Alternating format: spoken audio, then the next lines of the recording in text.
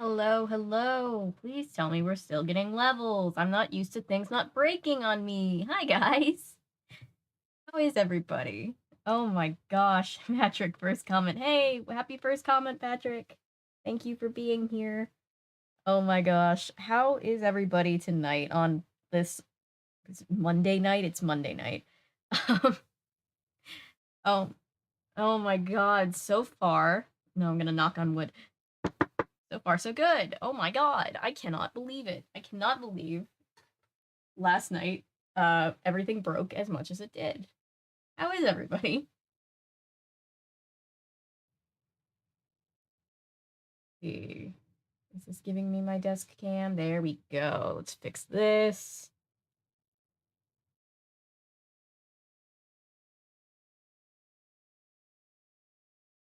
Welcome. Oh my gosh, you can see all the mess that is the. Hang on, I'm gonna turn on this so I can see better to fix this.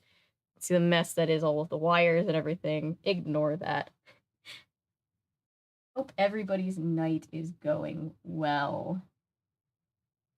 It's weird because side tangent. Oh, hi everybody. I minimized for 1 second to switch the camera and I came back and we had a whole bunch of new people here. Hey guys, hey Noah.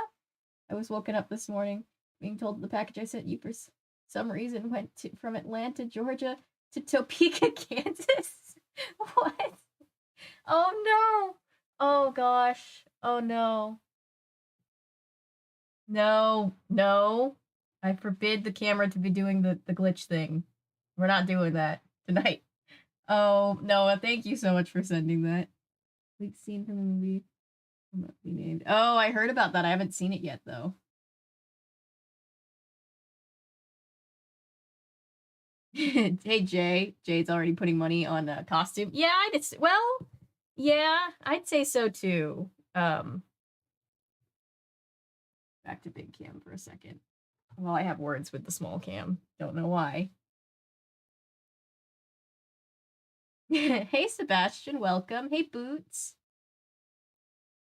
Wait, there was a scene. Yeah, we're all interested now. We're like, wait, there was a scene leak for real? Oh my god. Oh my god. No, blood and honey are fine. I took those off the list for sure. They're too usable of words. Oh my goodness. Well, hello, guys. So far, we are doing all right.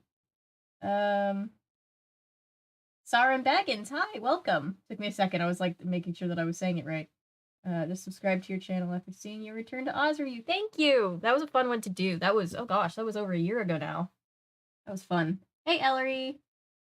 Almost said good morning, but then I remembered it is in fact evening. I barely could remember where in the week we were. I'm like, is it Wednesday? Where are we? Hi, Paulo. Hello. I have set up a shrine of sorts for all of the things that you guys have sent me in the mail. I repurposed the nightstand and everything's kind of like on it.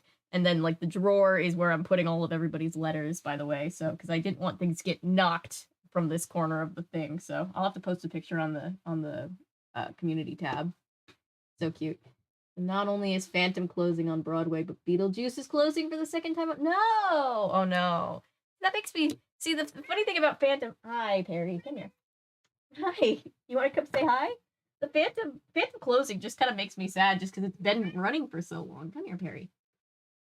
Whoop, whoop, whoop. Sorry. I'm trying not to bonk your head. Beetlejuice. I don't even think I've seen Beetlejuice. That's sad. No, it's on TikTok and it's creepy AF. Oh boy. Where's my close up? Close. There we go. There we go. Everybody wants to see Perry, I know. Oh no.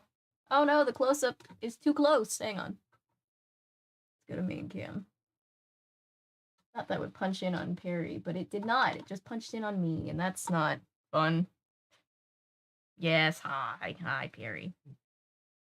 Say hi to everybody. I'm going to check the box tomorrow. Why are your ears so cold? Once I checked in. Aw, thank you, Ellery. That's so sweet of you. You don't have to do that. I appreciate the thought. That's very sweet. Um, I have, like, I think, oh gosh, I need to take inventory of how many decks I have. I don't have to, but I want to anyway. You are so sweet. I appreciate all of you guys. I also write back to letters, so if anybody wants to be my pen pal, that's the thing. Hi, Perry.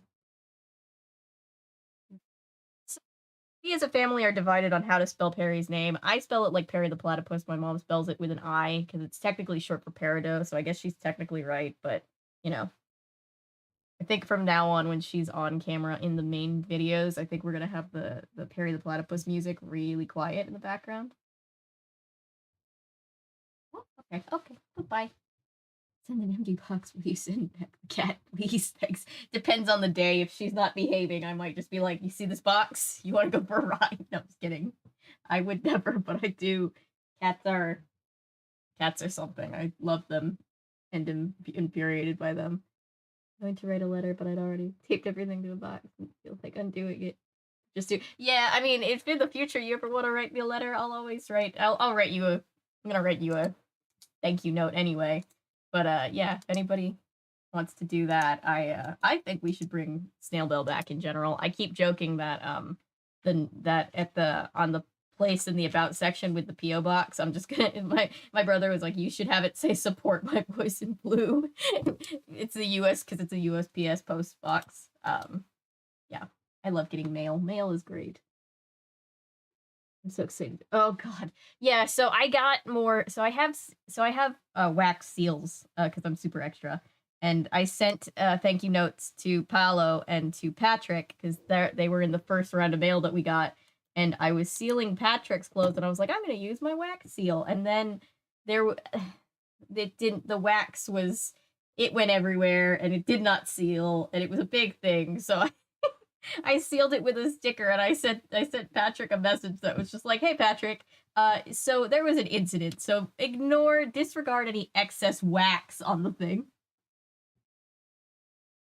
Because I'm better than everyone else. No, it's just because I'm super extra and dramatic, and I have 2 wax seals. I have one that my mom gave me that's a pineapple because I love pineapples because psych. And then also I have a fox one because I love foxes. Because apparently I'm a basic white girl, but I do love foxes. Made a Goodreads account today. Yay! I think you have pretty handwriting. I have terrible handwriting. I apologize in advance for everybody who's going to get anything written by me. Oh my goodness, stop doing that. My phone is just like, hey.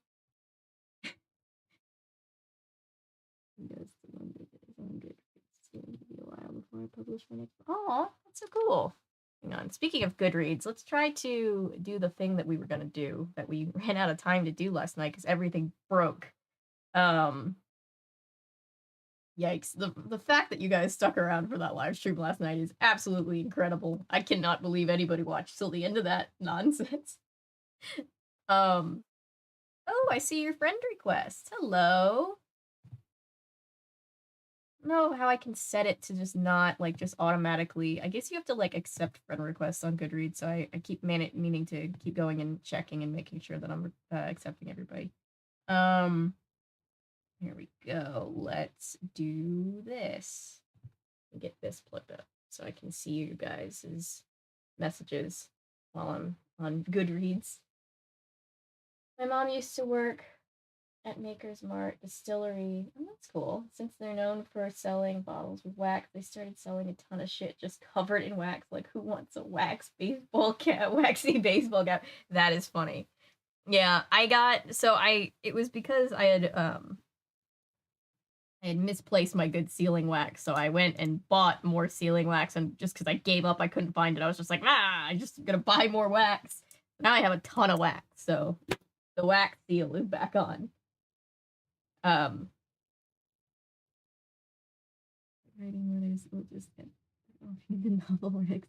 That will be most likely LGBT focused in 99% of fantasy words. Just a heads up. That sounds fantastic. I approve of that.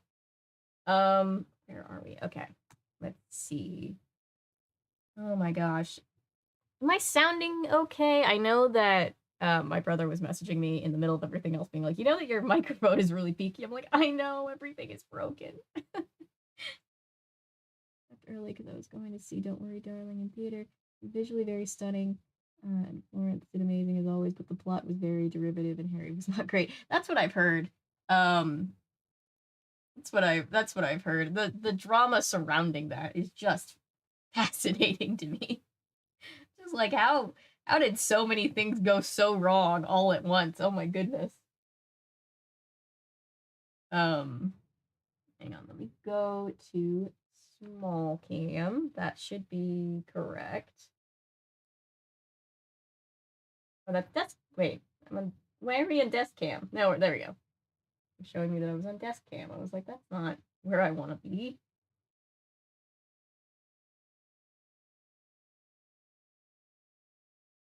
Yeah. Oh my gosh, yeah. So here we are on, let's go to my books. Our books, but you know, my books. This is, what do we want to rate the case of the television monster? This is what I'm doing as we're letting everybody get in. Like, when did Harry Styles become an actor? When I saw him at the end of Eternals, I just thought, but why though? See, I like Harry Styles. I don't know, I don't like follow his career, but he seems pretty likable. But yeah, he doesn't have a lot of acting experience. You know, that's kind of set up for failure, right? To put him in like this really like prestigious Oscar bait movie when he's just not at that level. I guess the plot twist in the first 10 minutes. They dragged out the reveal. Oh, I hate that. When I was thinking, I also have.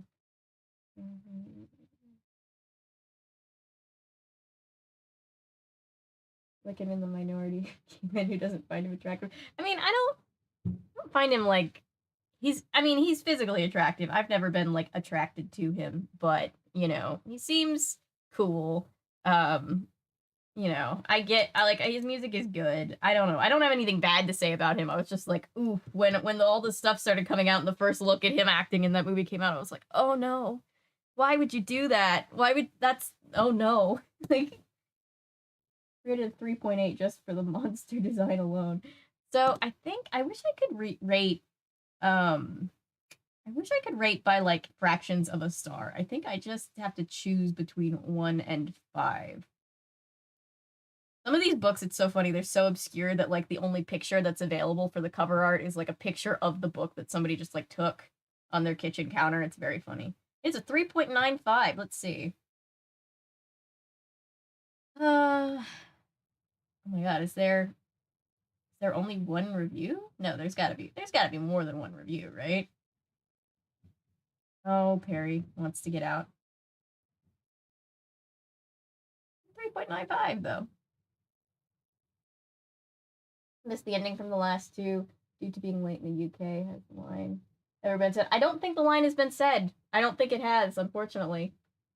They should have had Andrew Garfield and Don't Worry, Darling. Ooh, I love Andrew Garfield. What a sweetie. Like the thing about Harry Styles is that he wasn't actually that great of a singer when he started out in X Factor. He's very good now, but not like yeah. He's because like I think a lot of people are good at singing because they work very hard at it. I think it's something that you learn like everything else. But my very famous vocal coaches. I assume he thought acting career would go the same way. I guess so. It's one of those things where, like, I definitely. Oh my gosh, I'm gonna let Perry out. Hang on 1 second. Hold that thought. Hey, Hannah. Just saw him come in. Ah! Yes, I know. I know.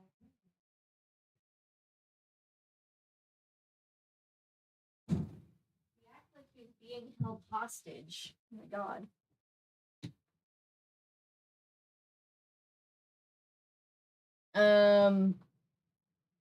Series of books based on Sabrina the Teenage Witch. I have not read any of them, but I do know that they exist.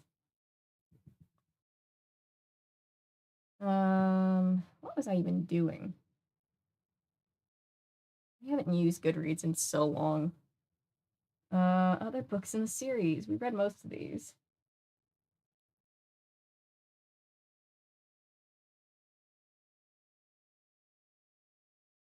I want to write a review, Goodreads.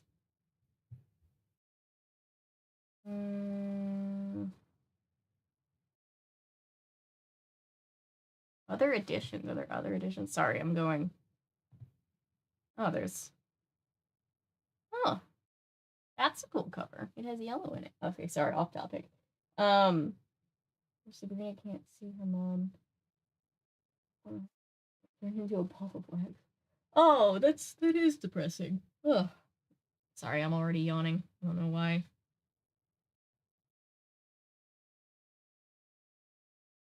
So yeah, we're gonna be reading. Let me switch back to this desk cam to show you guys what we're gonna be reading. So it doesn't. I'm good, Hannah. How are you? I'm just glad that things are breaking less tonight. Not even saying that they're not breaking. I'm just saying they're breaking less. I think he was like terrible or anything. He wasn't great either. Yeah, because he hasn't done it like at all. Hey, Michael. Like that's the thing about like acting. Like when you see like really great actors, they've like worked their ass off to be good at it, you know. And it's kind of unfair. I just feel like it was setting him up for failure to just be like, yeah, you've been in like one or two tiny things. Here, be in this like really important Oscar bait movie. Main hype around him. Gender non-conforming clothes, which is like good for him, but also his largely female fans. I think it just yeah, it is kind of awkward.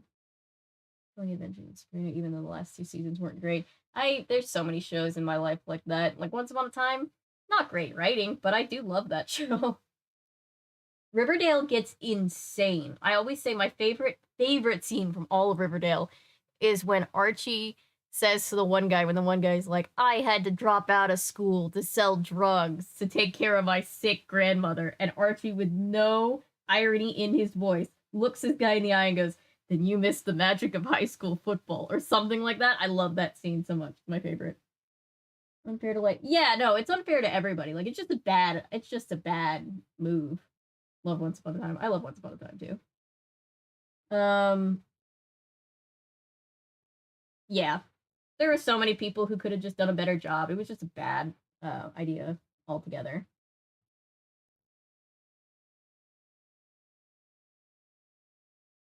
Nine books. I still haven't said meddling kids or anything similar to that. Right? I don't know why. I have no idea why they use some and don't use others. I have not seen Pretty Little Liars Original Sin. Yeah. Seasons of Once Upon a Time that hit and missed me. Oh yeah, for sure. The Frozen arc, don't know why we needed well, I know why, it was cross promotion, but definitely one of the weakest seasons. But then like there were other seasons that I'm just like, man, I didn't expect this caliber. I love Once Upon a Time. Bless. Ah, here we go. Yeah, I can give it 1 to 5 stars. I don't know. The television monster was my favorite monster that we've had so far. It frequently wears that directly copied from stage. Ooh, interesting. Ooh, I didn't know this drama. Version of Dear Evan Hansen. I felt it should have gone to it. Yo, yeah. There were so many reasons why that was a bad idea. One of which being it just made it just made the character look like a creepy 30-year-old. I swear to God, he doesn't even look that old in real life. And I swear somehow they made him look older. I don't know how that happened. Yeah, I see that it's glitching again. Hopefully it will. Ugh, yikes. Hopefully it will not get quite as bad as it was last night. Pretty Little Liars main character. Oh, okay. We're gonna play like that, huh? Alright. Because they put him next to so many really young people, made him look huge. Yeah. Yeah. Also, they like took. That was just like Dear Evan Hansen already had its issues to begin with, but they definitely did not adapt it well to screen, in my opinion. Ugh, glitch gremlin. That damn gremlin.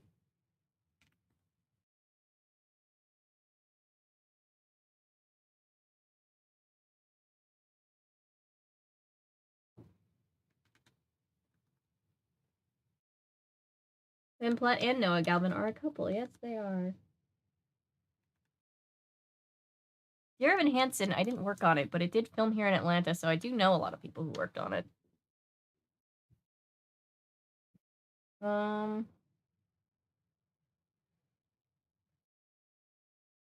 don't know. Television Monster, going back to Television Monster, was one of my favorite, was one of the better ones, I think.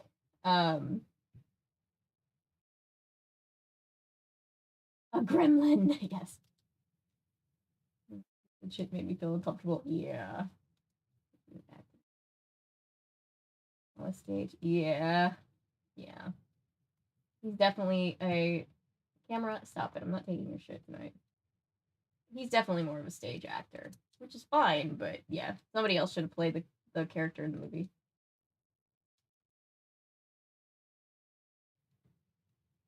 Hey, Miss Firing.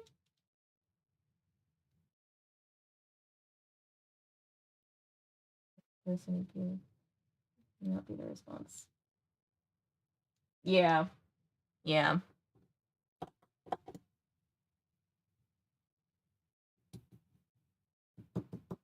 Oh, the mic. Oh, the camera. Yikes.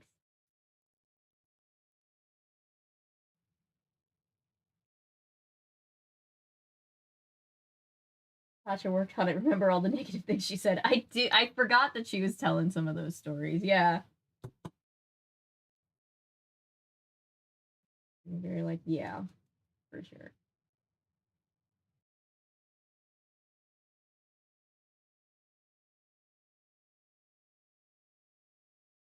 All right. So let's see. Oh, camera.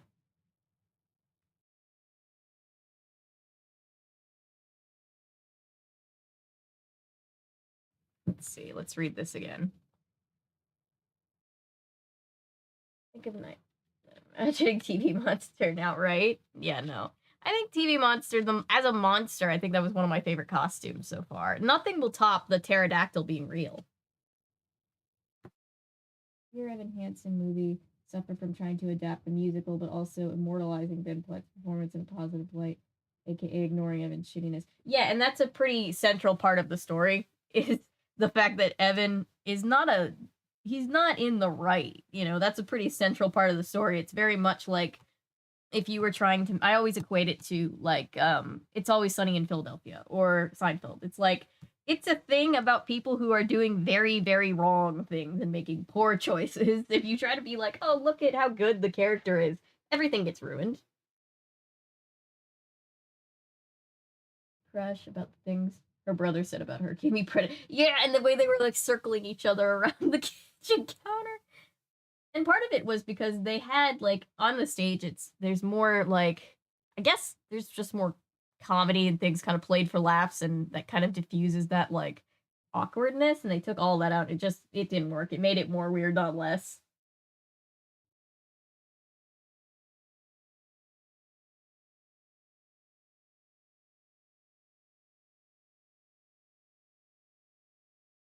um Movie failed to do either of its intended goals. Yeah,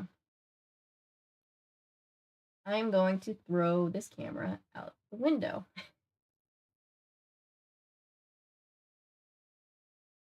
You're back. Okay, see you in a minute, Anna. I'm gonna reread this synopsis. Let's see. Oh, sound effects. I'm using the sound effects. Hey, Laser. I did give him the old last perm style. I have no idea. Yeah, no, yeah, it was a lot. I don't know why. I don't know why they permed his hair. I've been asking myself that question. Cheers. All right, there we go. Tasty trip to the Yummy Foods factory turns into trouble for Scooby and the gang. Dear sweet Dr. Jenkins has turned into hideous Mr. Hyde. The monster man threatens to poison every box of the company's newest cheese dish. His secret formula will change all who eat it into another maniac like Dr. Hyde.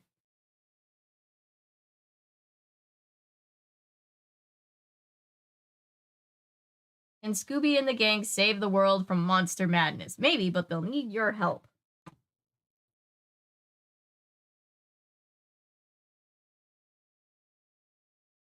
No, it hasn't been dropped or anything, Jay. I think it's just I think Miss Frying's right. It's plugged into the same hub.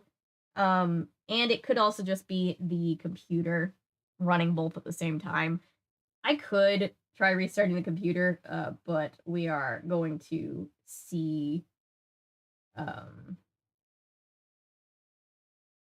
last night was such a nightmare with like how many times did I have to like restart everything? It was awful. And Platt was hoping the movie would propel his career to stardom when it sort of torpedoed. Yeah, it did. The Hyde isn't sexy like Hasselhoff, that I don't want it. I thought the same thing. Now just gonna have all of the songs in my head now. Jenkins, the one who created. Ooh, I forgot about that. Hang on.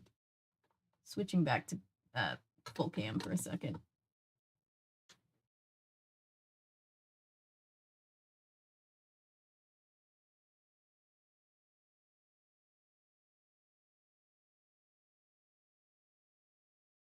Tore down an old historic building. Oh, that's sad.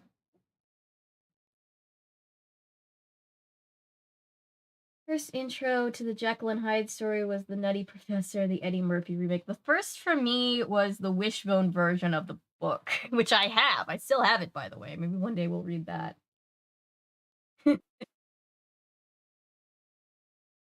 It's always there, just always in my head, and it will never not make me think of Left Brain, Right Brain from Bo Burnham. What a scene that was! The blue and the red.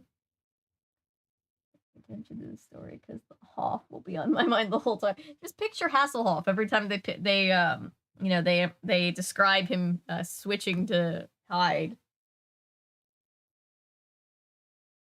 I need to do more Wishbone. I do. So much good Wishbone. Does anyone want to take a guess as to what kind of restaurant we're going to in this one? I just saw, so I can't guess, but I just want to know. Does anybody have any guesses?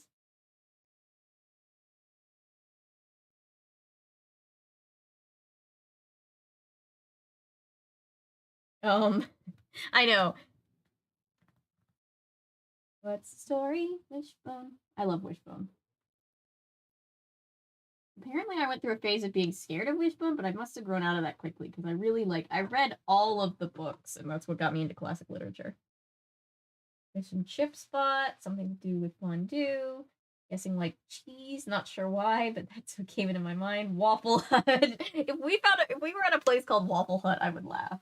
Also, by the way, it is National Pancake Day today, I guess. And yesterday we had the book about pancakes, so I was like, we were off by a day. No.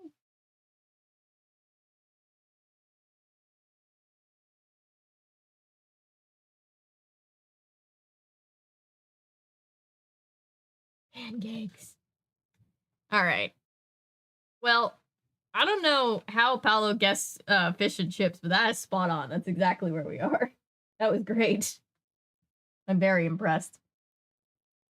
Nigel? Oh boy. Rudigor's. Nigel Rudigor's fish and chips. ICOP has free pancakes today. Nice. Nice. I would actually go somewhere like that, actually. Yeah. Yeah.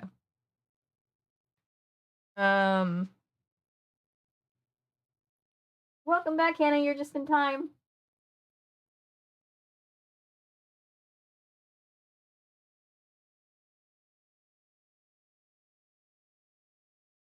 Controversial because I'm a Charlotte apologist. I don't know enough. I haven't watched enough H2O to fully understand the nuances of that, but I think you're valid.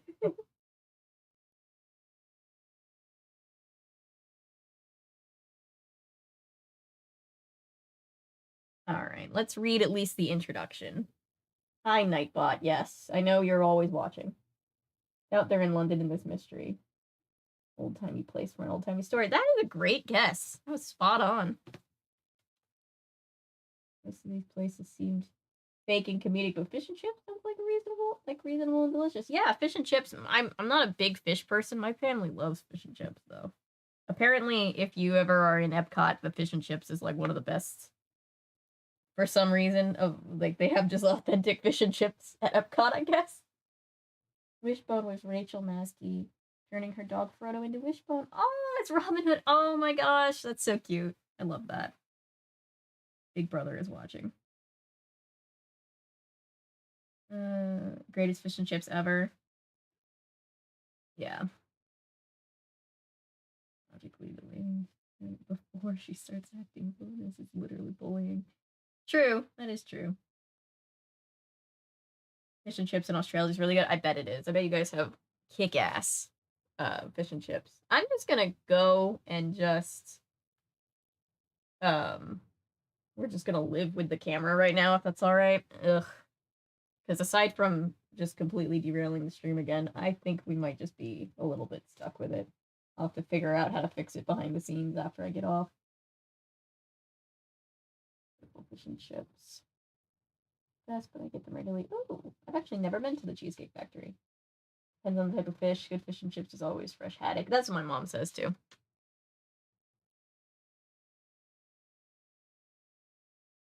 Okay, Nigel Rudigor's fish and chips. There we go. It is a windy day as you ride your bicycle down the street. You're looking for 33 1/3 Kendall Street. You've been up and down the street 4 or 5 times already and can't seem to find it. Then, as you're about to give up, you notice a small wooden sign swinging over the alley. 33 1/3, you read. You get off your bike and slowly walk into the alley. The sounds of dishes clanking and people talking fills the air. When you reach the other end, the alley opens up into a large courtyard. You lean your bicycle against the wall and hear someone call your name. You look up and see Daphne waving. Hi everyone, you smile as you walk over to the gang. They're all sitting around a big round table. Here we saved you a seat, or here we saved a seat for you, Fred says, gesturing to an empty seat next to Scooby Doo. Hey Scooby, you say as you sit down next to him. Scooby doesn't seem to hear you. He and Shaggy are studying the menu very, very closely. If a dog walked into my food establishment and started reading the menu, I think I would be very, very confused. Oh no, Skippy. Skippy got yoinked.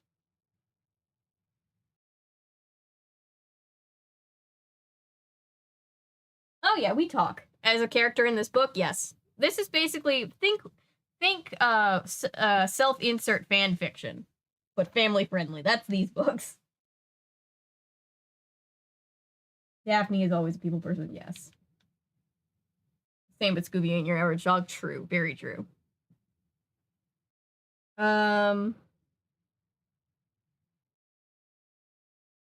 I don't think we have anything to worry about, Scoob, Shaggy announces. Doesn't look like there's any yummeroni and cheese here.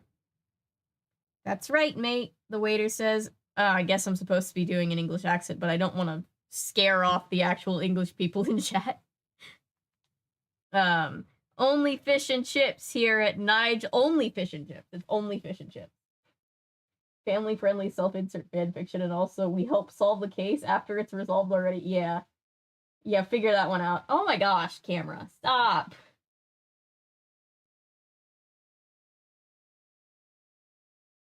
Why do they even read the menu?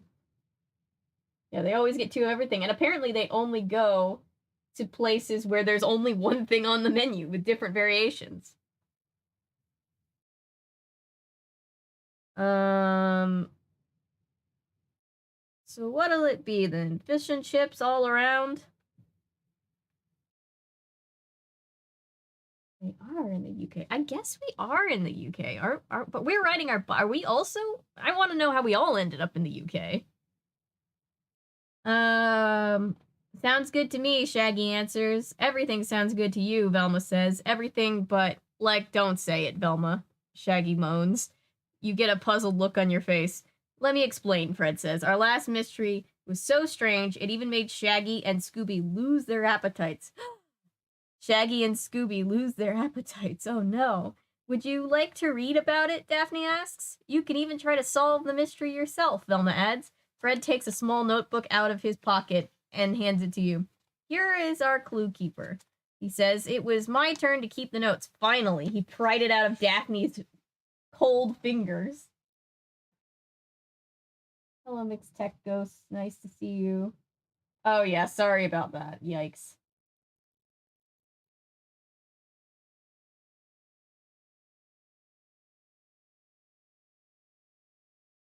Yes, they call chips crisps in the UK. Tim Tam Penguin thing. I know what Tim Tams are, and I know what penguins are, but I don't know what Tim Tam and Penguin thing is referring to. It was my turn to keep the notes, so I did my best to make sure everything that happened was written down. Fred finally gets a turn. So Fred has now kept the clues twice, Velma has kept it twice, and Daphne has done it 5 times in a row.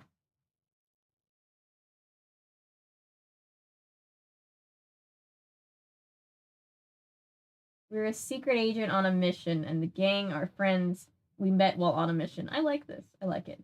Yay, Clue Keeper, yes. Does everyone pass around the Clue Keeper? I guess so. Apparently, the only people that don't get to keep the clues are Shaggy and Scooby, but I kind of see where they're getting at with that.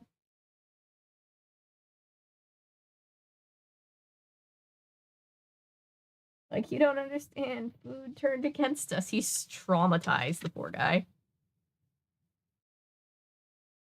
Probably be monitoring this up here as well as there. There we go. We're having a scandalous love affair with Velma. Kept my Tamagotchi alive for the past 3 weeks. Now I can't find it. Oh no, not the Tamagotchi. Reason to go on living. Love fish and chips. I'm not a big fish person, but I get the hype around fish and chips. Velma's the hot one. Hell yeah. They're all hot in their own way, you know? But yes, Velma is the best. Obviously. Okay, did I actually read to the bottom of this page, or did I just... Yeah, I did. Yeah, so Fred... I didn't do the... I forgot to do the poll, because that word Junior isn't here to remind me, unfortunately. But there we go. Fred got to do it this time. Fish and chips, but I need vinegar with it, or the whole experience is ruined. Vinegar, I always put vinegar, like, I mix extra vinegar in with my ketchup, because vinegary ketchup is good, you know? As you read our notebook, keep your own clue keeper handy, Daphne suggests. I have kind of a clue keeper. It's a notepad from a hotel, but, you know. That way you'll be able to jot down the clues and suspects you find. Remember, suspect eyes means you've met a suspect, and flashlight shows you a clue, Velma explains, and will even help you along the way. So enjoy the clue keeper, Fred says, and good luck solving the case of Dr. Jenkins and Mr. Hyde. Americans don't eat vinegar on their fries for some reason. Yeah, like, up north they do. When I go to visit my family up north, that's very much a thing. But here in the south, everybody thinks that's weird. And I'm like, but that's obviously the best way to do it. Salt and barbecue sauce. Interesting. I went through a phase when I was a kid. I particularly loved mayonnaise on my fries. What am I writing? The case. Have you ever, like, forgotten what you were writing midway through? Oh, it's not the. Sorry. It's always the something, but it wasn't today. Doctor. Oh boy. Dr. Jenkins. And Mr. Hyde.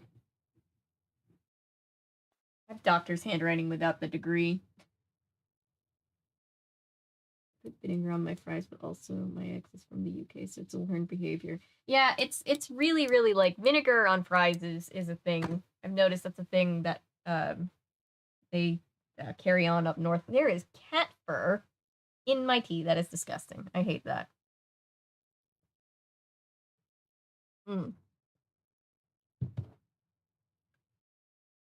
Lurking powers activated. Yay. Has Jenkins learned nothing after Charlie the Robot? Wait, which one was... I'm forgetting that one. Wait for you to read Club Stephanie. I'm excited. I'm very excited. Clue Keeper Entry 1. Stop the van, Shaggy shouted. I pulled off the road and slammed on the brakes. What is it, Shaggy? I asked. Is everything okay? Didn't you see that sign back there? Shaggy said. Which one? Is there a detour on the road? Velma asked. Oh, the sign about the Yummeroni and cheese, Shaggy said.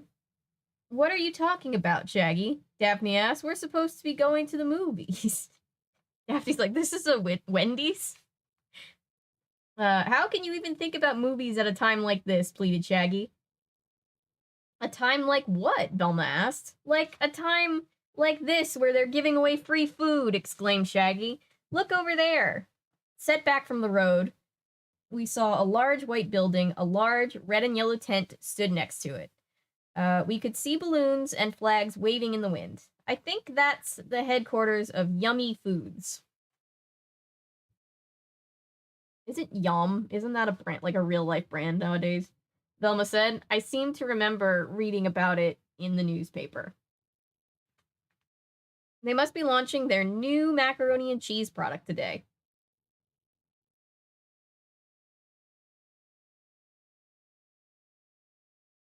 And we wouldn't want to miss an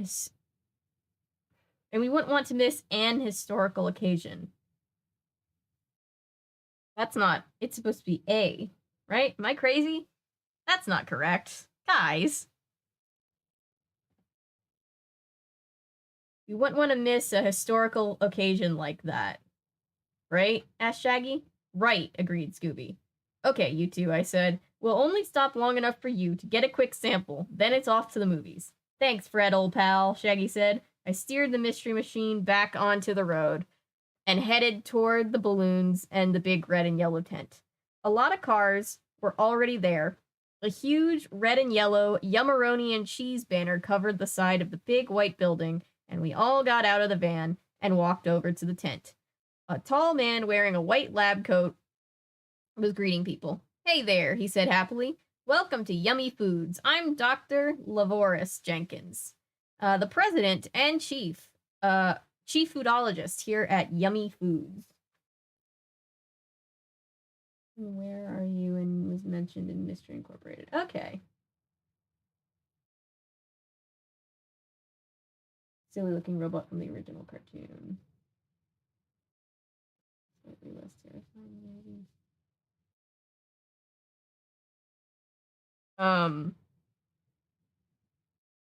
Nice to meet you, I replied. I'm Fred, and this is Velma, Daphne, Shaggy, and Scooby Doo. Help yourself to any of Yummy Foods' world-famous products, Dr. Jenkins offered, and don't miss the official first taste of Yummeroni and cheese with my secret ingredient that brings out the best in you. That brings out the best in you. Very strange way to put that. It's food. It reminds me of like going to the Coke factory and they like make a big deal about like, you're the secret ingredient. It's like, okay, but it's Coke. It's a can of Coke, guys. A man walked up to Dr. Jenkins and handed him a piece of paper. Dr. Jenkins frowned as he read it. Is everything all right, Dr. Jenkins? Daphne asked.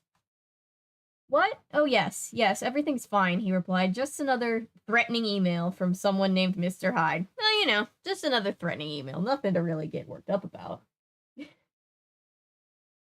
First editorial blunder. Probably the first of many, God bless these books.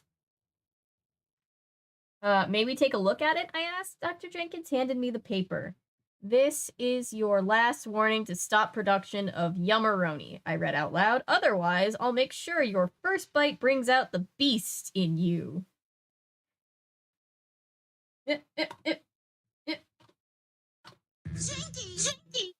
Velma said. I'm sure you've got nothing to worry about, sir, I assured him. Except maybe them, said a man in a white lab coat as he walked over to us. He pointed to Shaggy and Scooby.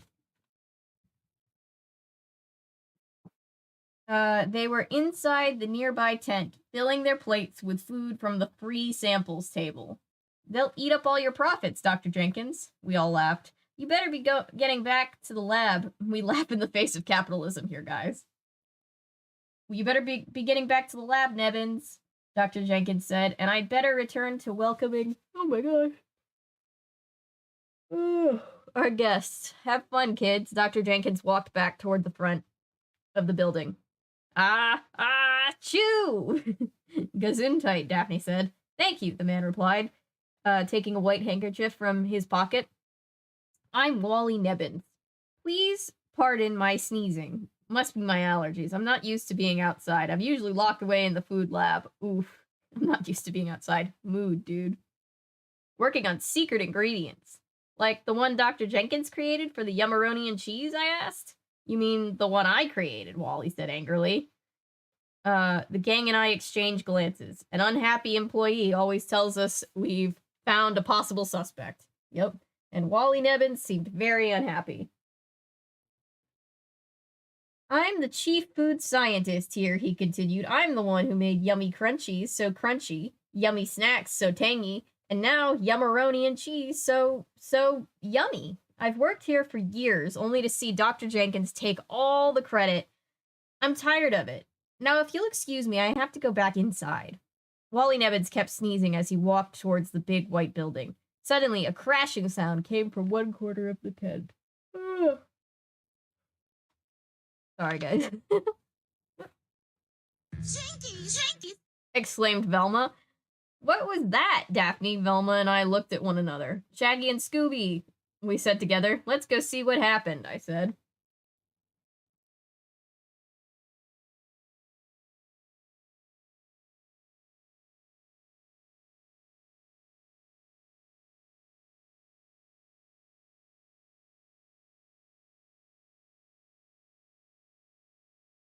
I told my mom I came where my Tamagotchi is, and she said, you lost your baby.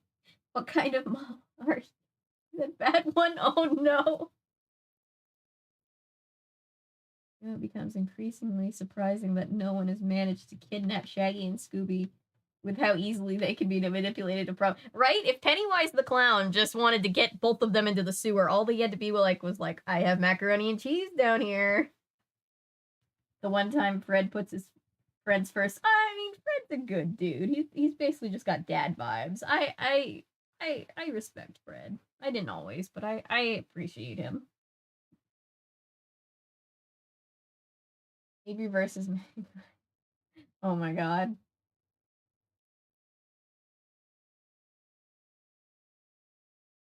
Yes, Yum Brands is a thing. They own KFC and probably Taco Bell. Shrugs, yeah, probably.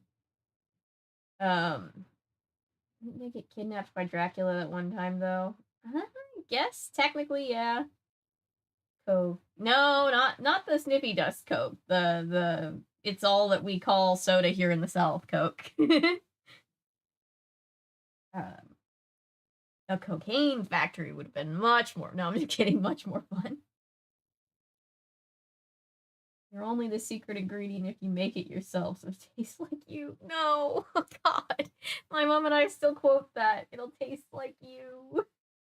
How does Mystery not remember Jenkins, but then again, Scooby Doo.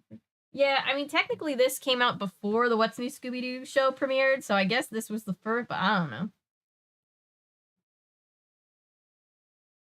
Maybe they were banking on nobody reading these books. Why they didn't edit them or proofread them.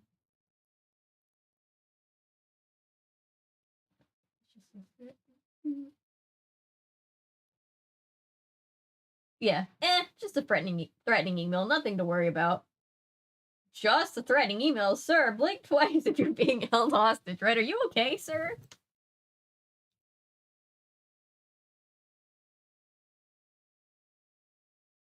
My tea is very cold, but it's still good.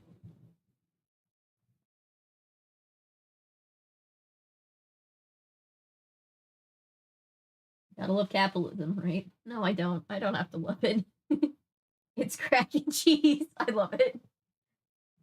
Yummeroni and cheese. Just mac and cheese. Right? It's just Kraft mac and cheese. That's all it is. Need to see the invitation. I have not seen that. Dad vibes spread or Zaddy vibes spread. Right now, dad vibes spread. We'll see how the night goes. Oh my gosh. Zaddy Shatner on the Twilight Zone plane. Oh my god. Velma's mystery solving tips. Jenkins.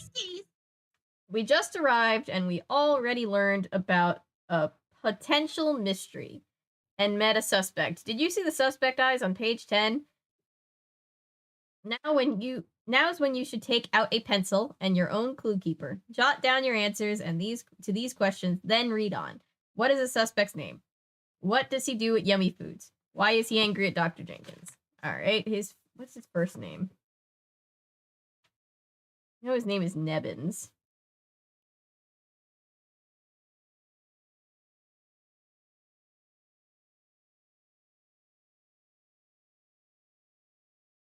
Wally Nebbins. There you go. Found my Tamagotchi and it's still alive! Thank Tamagod! Yes. I thought, what's new with the sequel to Where Are You? I mean, I guess it kind of is. It's all the Scooby-verse. Alright, so let's see. We've got Suspect 1.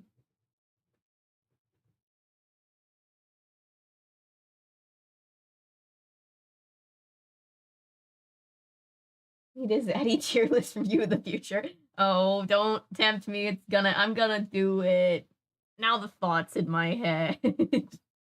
I don't know if you guys watch Dream Sounds, she put out a thing which is like, which video would you guys like to see first? And it was like a really like I forget what it was, but it was like some like mini doc she was working on, and then it was like the hot dads of Disney ranked, and that's what I voted for, and I think that's what like 70% of the vote was for.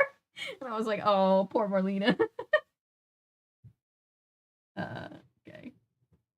And I'm waiting for that video with bated breath. Evans. I maintain, if we're talking about hot dads, Prince Eric is technically a dad because of the second movie, and Prince Eric is pretty great. So that's where my vote goes. Lee Nebbins. His job is, what's his technical title? I almost said foodologist. That cannot be right. Shaggy and Daphne Forever. Ooh, a ship that I haven't heard of in a while. Theme is stuck in my head now. It's such a great theme song. Yeah, no, that's what I'm saying. He is a dad, so he'll always be my answer for a hot Disney dad. Even though that's not what people mean, but he is a dad. so I'll always say it. I'm gonna put food scientist because that's technically what he is.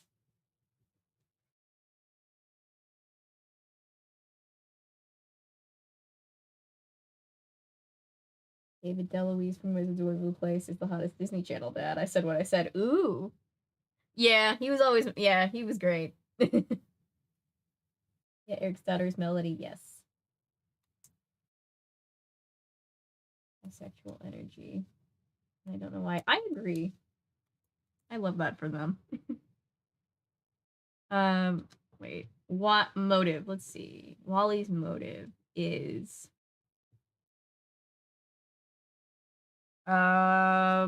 his boss takes all of his credit apparently.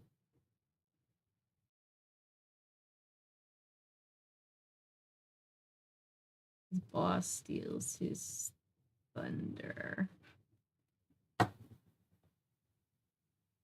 And Billy Ray. Ooh.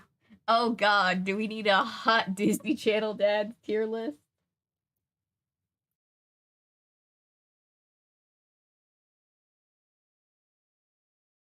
Yeah, I think Noah's right. I think David DeLuise is still like a little bit above Billy Ray. That might be controversial, but you know. That poor man was chasing around 3 magical teenagers.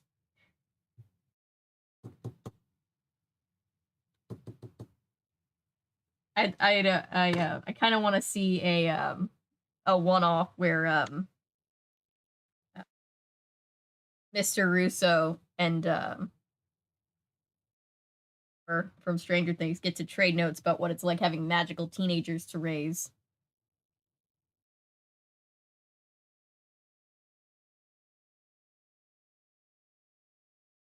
Okay, I think I answered all the questions. Do we have any chat notes to add? If this turns out to be some weird science thing where like the guy is really like turning people into monsters, I don't know what I'll do. But I'm bracing myself for anything with this book. The chat turned into I'm here for family friendly content. I mean, this is still pretty PG. I'd say that's PG. Is the dad from Wizards hot? Capitalism back at it again. Yeah, okay, good chat note. Chat note.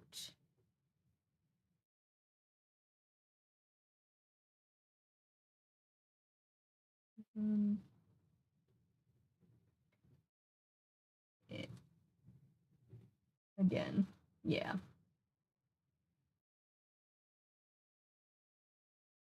Ellery.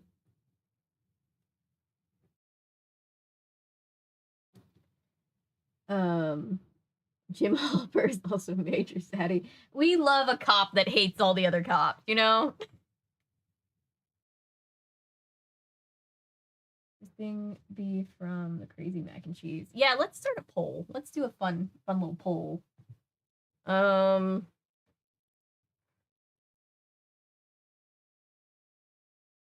Hawk is the only Zaddy in my book. I mean, they didn't work him, they didn't work a shirtless scene in for nothing, I guess. Poll. Okay, what kind of case? I know I forgot the first poll, but what kind of case? We have costume, tech, or supernatural, which we haven't had yet, but I'm still putting it in there just out of principle.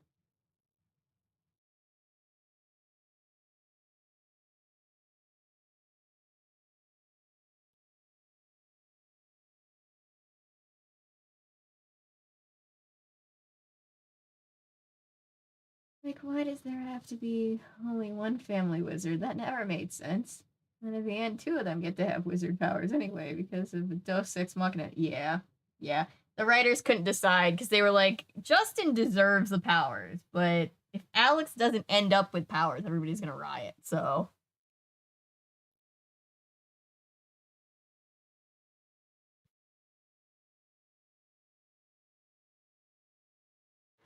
All right.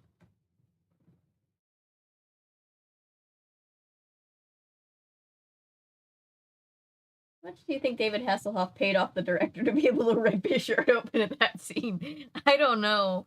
but it probably paid back dividends in middle-aged mom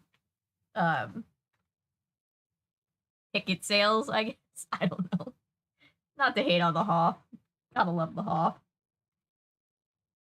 Oh my god. What is happening? Illustration makes it look like Scooby peed. I'm sure that's not what happened, though. They paid him extra. They bribed him into taking his shirt off.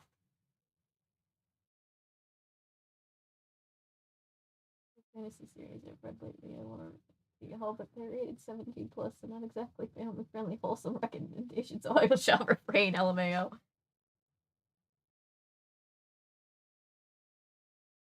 The director paid him extra. Yeah, the director knew it was an upfront investment to drive ticket sales up. All right, Clue Keeper entry 2. By the time we got inside the tent, a small crowd had already gathered. We made our way through and found Shaggy and Scooby sitting on the ground. An upended table lay beside them. A huge pile of packages, bottles, and containers had rolled. Oh my gosh, camera, stop. Had rolled in every direction. Hi guys, Shaggy said with a smile. Like, what's up? Certainly not the table, Velma said. What happened? It was an accident, Shaggy explained, standing up. Scoob and I were trying to reach the last box of yummy crunchies when the table gave out from under us.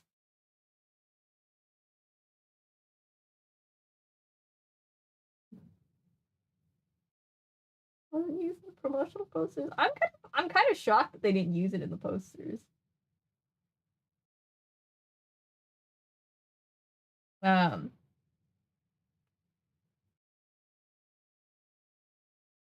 You mean you were standing on the table? Daphne asked. Sure, Shaggy said. The last box was hanging by a string from the top of the tent. Shaggy, that was just a display box, I explained. You're not supposed to take those. But what's going on here? Someone yelled. A man in a white jumpsuit and ball cap pushed his way through the crowd. For a second, my brain said bald cap, and I was like, what? Sorry, ball cap.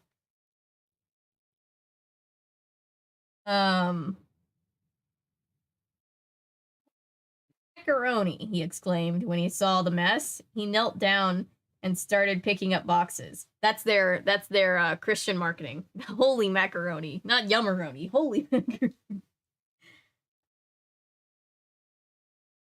Then he stopped and looked around at the crowd. Who did this? Shaggy and Scooby slowly raised their hands. Well, don't just stand there, the man ordered. Help me get this mess cleaned up. Shaggy and Scooby jumped into action and helped gather up all the boxes, bags, and other packages of food. As Scooby picked up a plastic bottle, some kind of clear liquid dripped all over him. He took a couple of sniffs. He said, holding his nose. He quickly dropped the bottle. Like, sorry about the mess, man, Shaggy said. My name's Izzy Fenwick, not Man, the man said. The man said. He suddenly looked around, sniffing the air. Where is that smell coming from? He followed the smell to Scooby. Smells to me like you've got some of our yummy vinegar on you, he said, as he wiped off Scooby's back with a white rag. He stuffed the rag into his pockets. Plus, suspect list. Thanks, Scooby said, giving the man a lick across the face. Now that's what I call a thank you, Izzy Fenwick said. You're about the only folks around here who have shown me any respect. Getting licked on the face is the best respect he's gotten? Poor guy.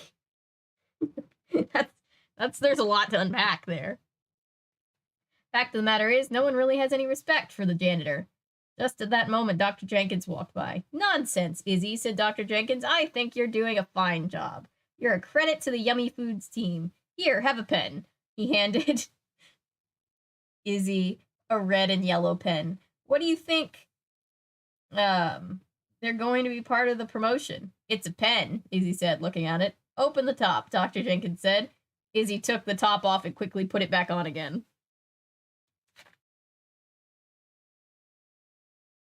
What was that smell? He asked. It's a yummeroni and cheese scented pen, Dr. Jenkins said with a big smile. I've only made 2 of these so far, so keep it out of sight. I don't want people to make a mad rush for them. Don't worry, sir, Izzy said. Your secret is safe with me. Dr. Jenkins continued on his way. For 15 years, I've worked here. Well, for 53 years, I've put up with it now. Sorry. That's the most he's ever said to me, Izzy complained. But what really angers me is the yummeroni and cheese thing. They've been working on it for years, experimenting with different cheeses and whatnot. That sounds interesting, Daphne says. Yeah, it's interesting unless you have to clean it up every night, Izzy said. They've actually had cheese explode all over the laboratory. Have you ever tried to clean gooey cheese out of a light socket? It's not fun. I'd be very happy if the whole yummeroni and cheese thing disappeared. I don't think I can stand one more night of cleaning up after yummeroni and cheese. What a Scooby Doo logic reason to commit a crime. Oh, a scented pen. Ew, no thanks. Yeah, not good. Maybe like a fruit-scented one I could see, but not mac and cheese.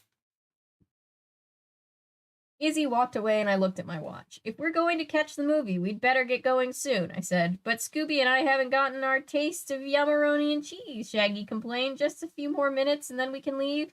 Reese, begged Scooby. Do you two think you could stay out of trouble for 5 more minutes? Velma asked.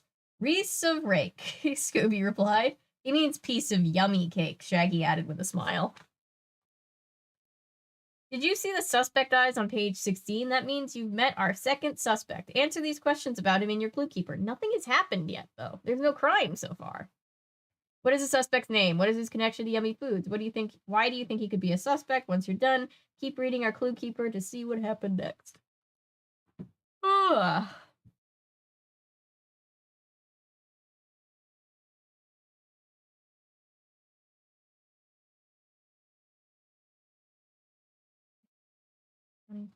Only vaguely aware of who he was when I first saw the movie. I can't imagine children will know who he is now, so it's just really it's a thing for the adults in the room. It's a thing for the parents for sure. I remember back in the day when he was a judge on America's Got Talent, and my parents were like, "The Knight Rider guy?"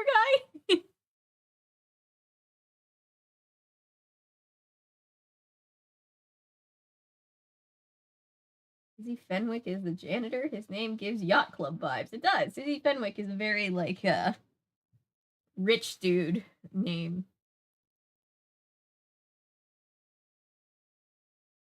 Cheese pin.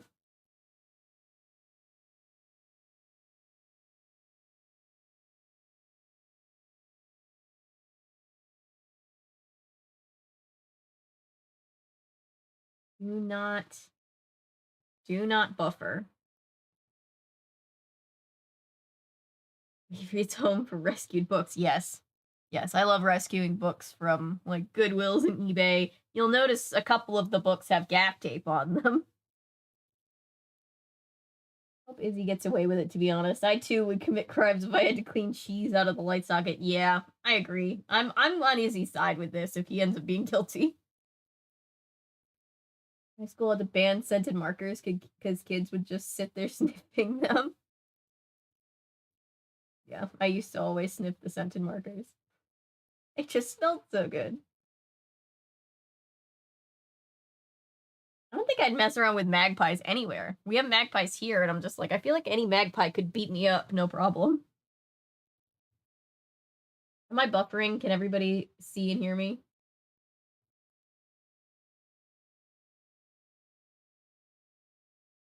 My new slogan, pro-Izzy anti-capitalism. Australian magpies are different, I'm sure. No Buffy.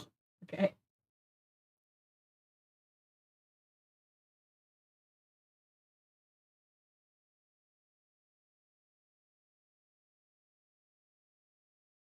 They're like bigger than ravens. Oh, wow.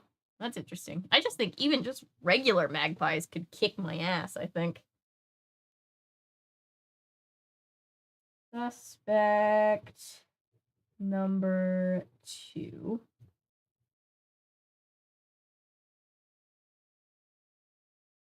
What's the difference between a raven and a crow? I know they're different sizes, but like looking at them, I've never been able to tell them apart. Let's put no buffering. Yeah, sorry about the tech glitch. I'll probably just have to replace the hub or get another one or something. Or I updated the computer today and I hoped that would fix the problem. It did not. It did not fix the problem. Suspect number 2 is named Izzy Fenwick. How the writers come up with the names. They're very fun names that all the characters have. Not even joking about that. I'm sure. I'm afraid. Raven is Edgar Allan Poe's favorite bird, and a crow is an annoying bird that your dog brings. Oh. See, I want to build a scarecrow now that it's fall. And my grandma was like, what are you going to do with a scarecrow? I'm like, scarecrows, duh. Welcome, new people, to chat. We are reading a Scooby Doo and You case of Dr. Jenkins and Mr. Hyde. I feel like this one's going to be a weird one, like extra weird. Like they're all weird in their own way, but this one has potential to be Pterodactylus is real in this universe weird. Okay, so this dude's job is he is the janitor. His motive that he's had to clean cheese out of a light socket.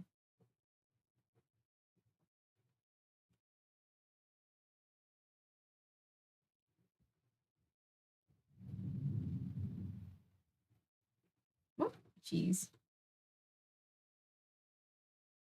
Of a light socket.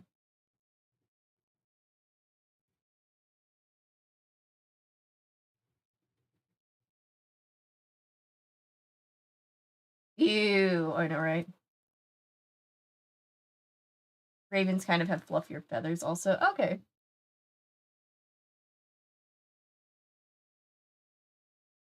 Wombat. Wombat would kick my ass for sure.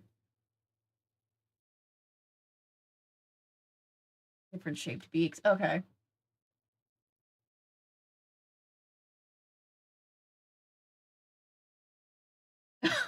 Patrick. Oh my gosh. Hey, Cameron. Koalas are a mistake. What koala hurt Cameron? Wait with this, but David DeLuise's dad, Mom, was a great comedian. Yes, he was a great comedic actor. I also had one of his, he wrote, children's books, later on in his life, and I grew up with his, Emperor's New Clothes book. That was actually my first introduction to, Emperor's New Clothes as a story, which is, I think, very interesting. An evolutionary dead end. But there's such a cute evolutionary dead end. I will keep saying it. Thank you guys for... We have, like, my readout just flashed 20 concurrents, which I'm so happy that the Scooby Doo series is this popular. I was afraid that it was going to flop. I was so excited to read them, and I was just like, oh, I hope other people appreciate it like I do. Yeah, enough said on the motive. I would also commit crimes. I'm with you, Ellery. Do we have any chat notes?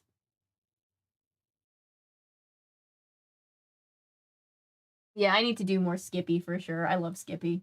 I feel one with Skippy. She conveys such sarcasm. Keep reading or they'll leave. Okay. Don't leave. I'm reading. Here we go. I'm going on to entry number 3.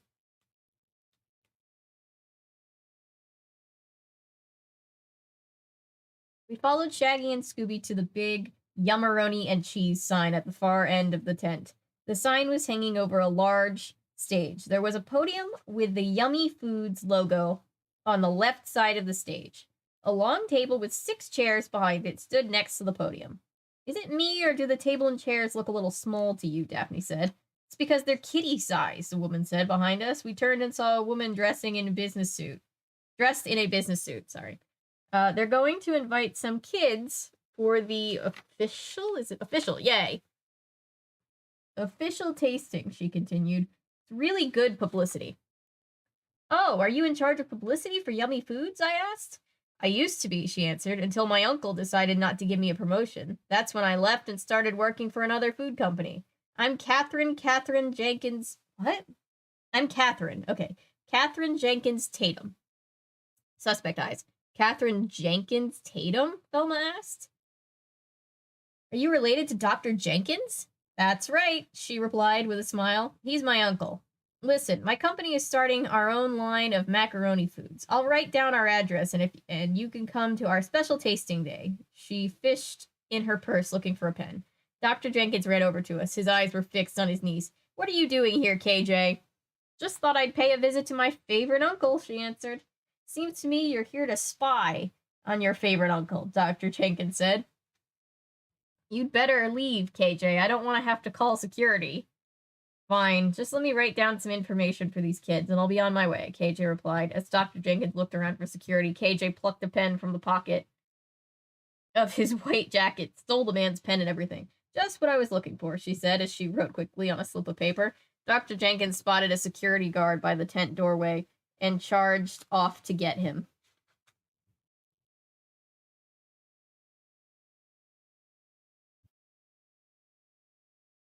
Calling security on your own niece. Messy. Pardon us for asking, but why would he have to call security for his own niece? Daphne asked. Daphne, because she's the competition. Because I happen to be the head of So Good Foods, KJ replied matter-of-factly. But So Good Foods and Yummy Foods are rivals, Daphne exclaimed. Jinkies! That's our 4th Jinkies. It must be strange to compete against your uncle, Velma said. I don't like it, but his success can affect my business. KJ said, still looking in her purse. We've been racing to get our macaroni line out first. But he's beaten us. The fact is, if Yummeroni and Cheese really takes off, my company will be in big trouble. But I'd better run now before I get into before I get into big trouble. I hope you kids can come to our tasting. KJ Tatum walked away and disappeared into the crowd. Hey, where are Shaggy and Scooby? Velma asked. We looked around, but didn't see them anywhere. Here we go again, I exclaimed. I started to look for them when Dr. Jenkins' voice boomed through the tent. Ladies and gentlemen, may I have your attention, please?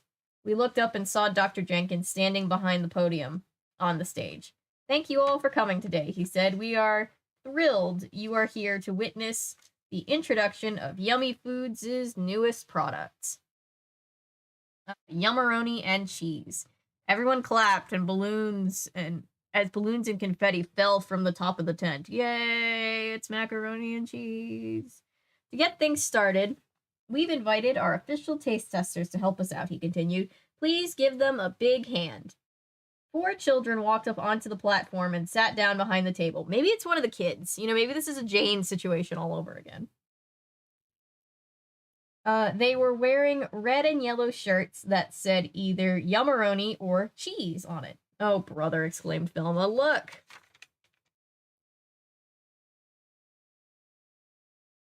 We watched as Shaggy and Scooby walked onto the stage. They were wearing the shirts too, and they sat down on the remaining 2 kitty chairs. Now I've seen everything, Daphne says.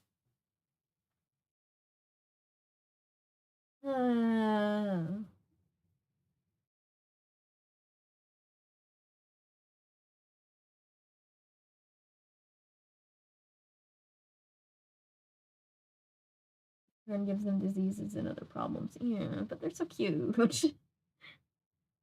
Always an uncle or aunt, never the direct parent or other. I mean, that guy's wife was guilty in that one book.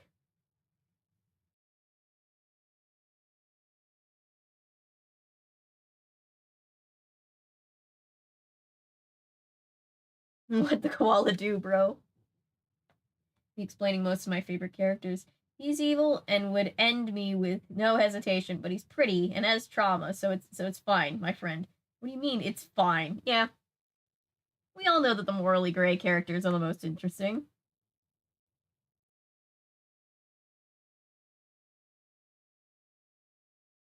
I have no idea when we're gonna get to Blinky Bill, honestly, but hopefully, eventually. Don't be surprised Jenkins doesn't turn into Hyde like Hasselhoff's. That reaction when he's turning into Hyde caught me off guard. Oh, that's my favorite part of the whole show. That's my favorite. I love that part. The first time he turns into Hyde is just classic. Well, it looks like you've met another suspect, right? Check out the suspect eyes on page 22. Open your clue keeper and then answer these questions. I picture poor Fred having to, like, police Shaggy and Scooby and just looking over me like, oh, yeah, you got to the 3rd suspect part, right? What is the suspect's name? What is the suspect's connection to Yummy Foods? What do you think she could be? Why do you think she could be behind the mysterious emails?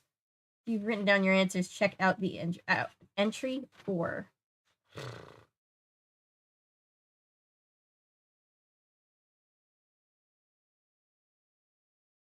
Catherine Jones Tatum. The only suspicion I'm left with is that she married Channing Tatum, obviously.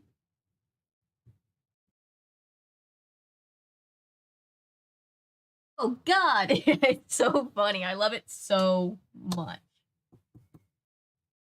I wonder if that's something we could stream. I wonder if the stream would kick me off for doing a stream where we all watch the Jekyll and Hyde thing together. Because that would be funny. Name is Catherine Jenkins Tatum.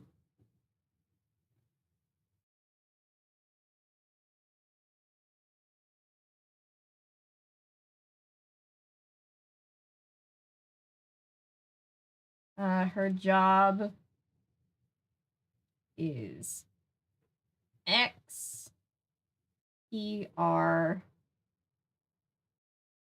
for Yum. Current rival.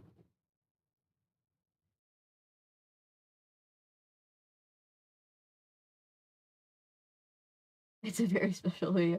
It's a great video. I had fun covering that. It was very, very fun. Motive. Motive is, I guess, capitalism again.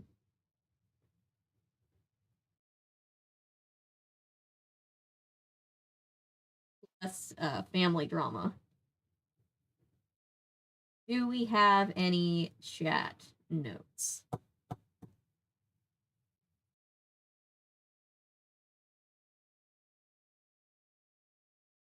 Still love this formula isn't too bad. I kind of, oh my god, I'm dying. I love that part so much. Jekyll recorded everything down, actually did science, wasn't totally stupid. Yeah. Like he saw a bug or stubbed his toe. It was great.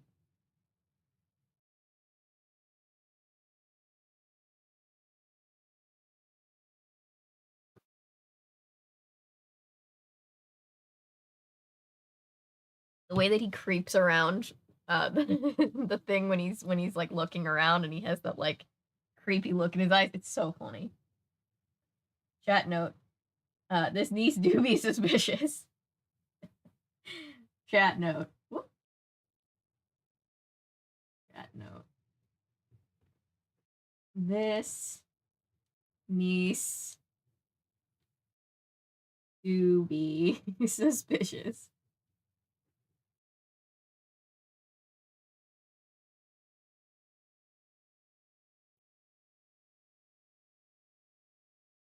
Giving you credit for that one.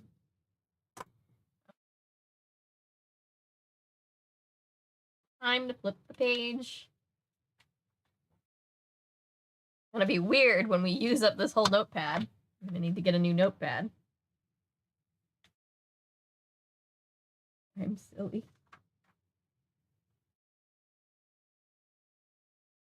Culprits in these about, aren't all the culprits in these about getting money? Pretty much. You raise a couple generations on anti-capitalism of Scooby Doo and are surprised when everybody's tired of the way things work in this country.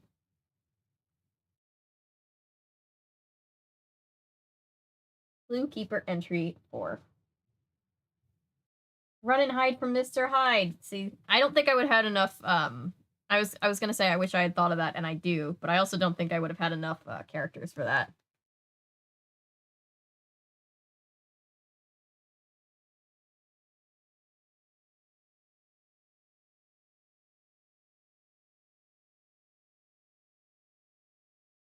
Oh, good. I have to restart Firefox again. That's fun. Give me a second, guys.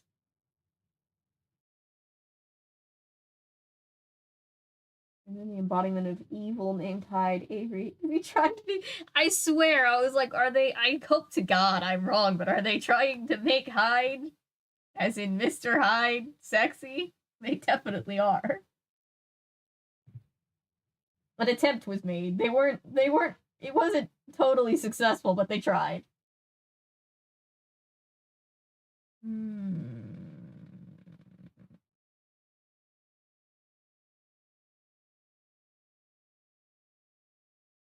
no, no, no. Go back.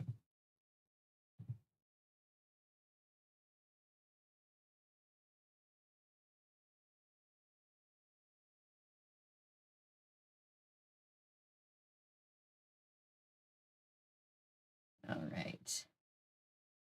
Yeah, I usually use Firefox, just because Firefox, I mean, apparently it's not playing nice with the YouTube stream interface lately, but like when I have to screen record things, like Chrome has a lot of built-ins to prevent that from being able to happen. Sometimes I need to do it, so Firefox just works best. Horny for what the source material. It was so horny. I don't know why they made that choice, but honestly, it was a very entertaining choice from a comedic standpoint. All right, Clue Keeper entry 4. Now, before we let our official taste testers take their official tastes, Dr. Jenkins began, I'd like to show you something. He reached into the podium and took out a bowl of orange powder. This, my friends, is the Yummeroni and cheese secret ingredient, he announced. This special combination of cheese and other wonderful flavors make Yummeroni and cheese absolutely delicious and completely irresistible. Now, let's get ready to eat. He put the bowl on top of the podium.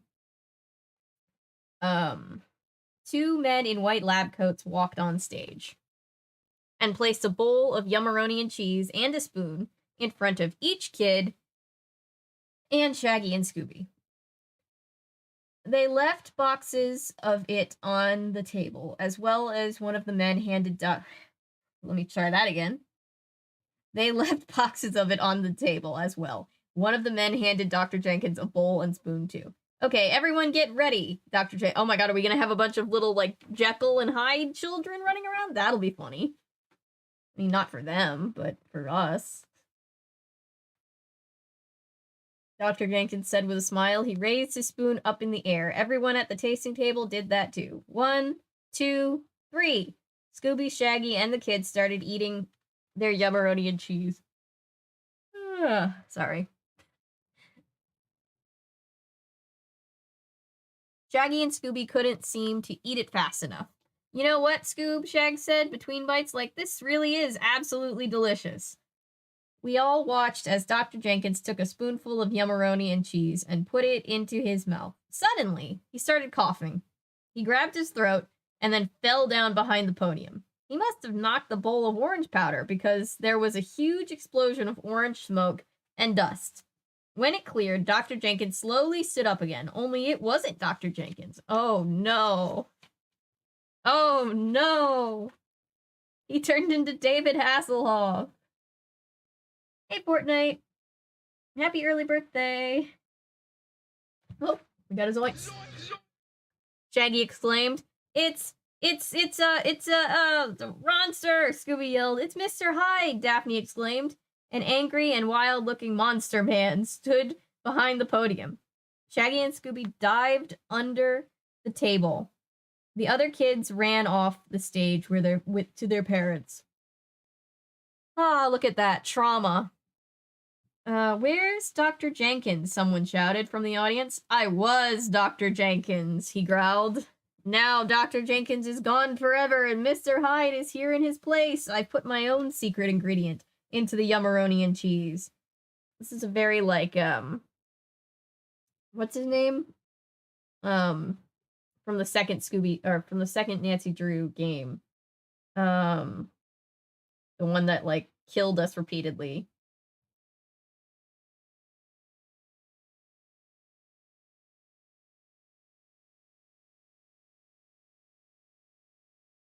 Trauma. Emotional damage. Seeing the Hoff with a shirt on. Oh my gosh. He held up a small container of blue liquid. Once I start the food production line, anyone who eats Yummeroni and cheese will turn into a monster like me. Well, then recall it. They're gonna recall that shit, man. There was another burst of orange powder. When it cleared, the monster was gone. Everyone in the tent screamed as they ran back to their cars. I'm just picturing using, like, that. I'm just picturing using that, like, Kraft cheese packet as, like, a weapon. That's terrifying. Oh, camera. I'm so over it today, camera.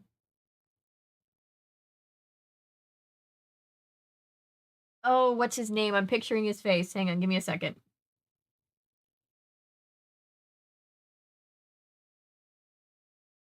Dwayne Powers. There you go. It's like, it's curtains for you, Ms. Drew. That's what I'm picturing. Oh, the camera. You know, there's something strange about this, Velma said. You think, Velma? Velma's right, I agreed. I think we should take a look around.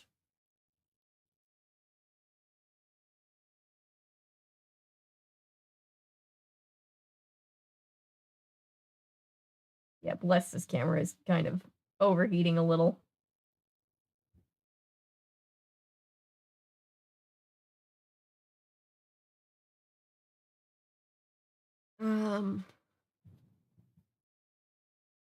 We walked onto the stage and saw a paw come out from under the tablecloth. Aw. It felt around the tabletop until it came to an unfinished box of yummeroni and cheese. Another paw came up. Was it cooked in the box, or is it raw mac and cheese? Because I have questions. Another paw came up. Then two paws grabbed the box and brought it under the tablecloth. Daphne went over to the table and lifted up the cloth. Shaggy and Scooby were eating the yummeroni and cheese. No sense in letting it go to waste, Shaggy explained. What if it's poisoned? Hey, Chris. I knelt down behind the podium to look for clues. I saw something sticking out of the powder. It was one of the yummeroni and cheese scented red and yellow pens that Dr. Jenkins had created. Ooh, clue. Something tells me that we'll find more of them inside the factory, Velma said. There's a trail of orange powder that goes from under the stage to the factory. There must be a trapdoor near the podium that leads under the stage. Then let's not waste any time, I said. We've got a mystery to solve. I mean, that's a pretty clear indication that it's the janitor guy, right? Because he's the only one that had the other pen, unless it was Dr. Jenkins' pen, but I don't know. Did I see your comment? I might have missed your comment. Hang on. Oh, about your birthday coming up? Yes, happy early birthday. That's exciting.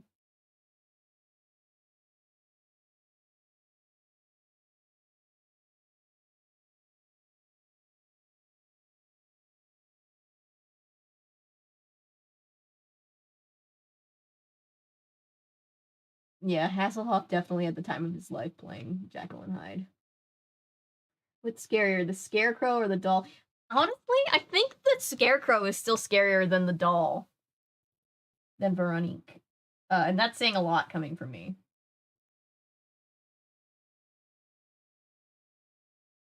Literally just craft mac and cheese powder. Or is there legit something evil in the cheese? Something evil in the cheese is something that only we would have to ask ourselves in this series. Just a spoonful of sugar. Ghost threatening. The ghost from the dunny is the least threatening of them all. Of the three, yeah, I'd say so.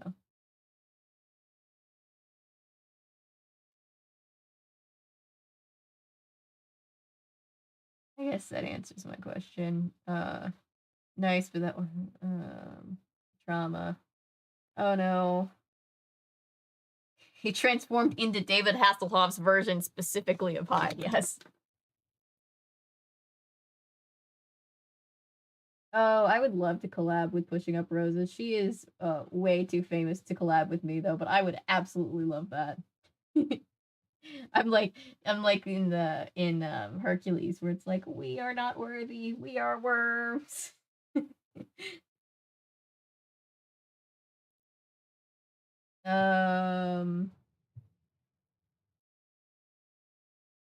Wait, I just lost Noah's message. There we go. I think Hasselhoff was bad, but so much fun. However, I genuinely think the scene he kills Lucy was really well done on his part. Yeah, no, it really was. I was like, am I just going numb at this point, or is this actually just great? And I was like, no, this is actually just great, I think.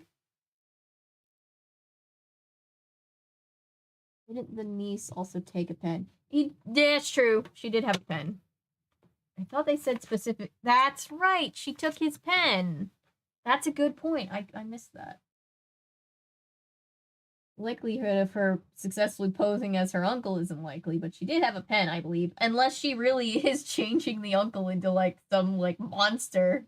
Stranger thing. Well, that would be equally as strange as the pterodactylus.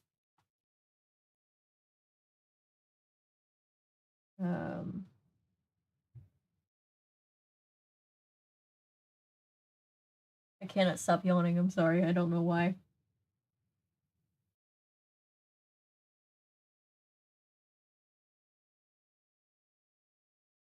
Evil cheese. Meh, it's delete it. Same. Unless if you're doing a video with Pushing Up Roses. I said I'd love to. and I think she's way too famous to collab with me, but I absolutely adore Pushing Up Roses. She's one of my absolute favorite YouTubers, and I would love it. I would love to work with her.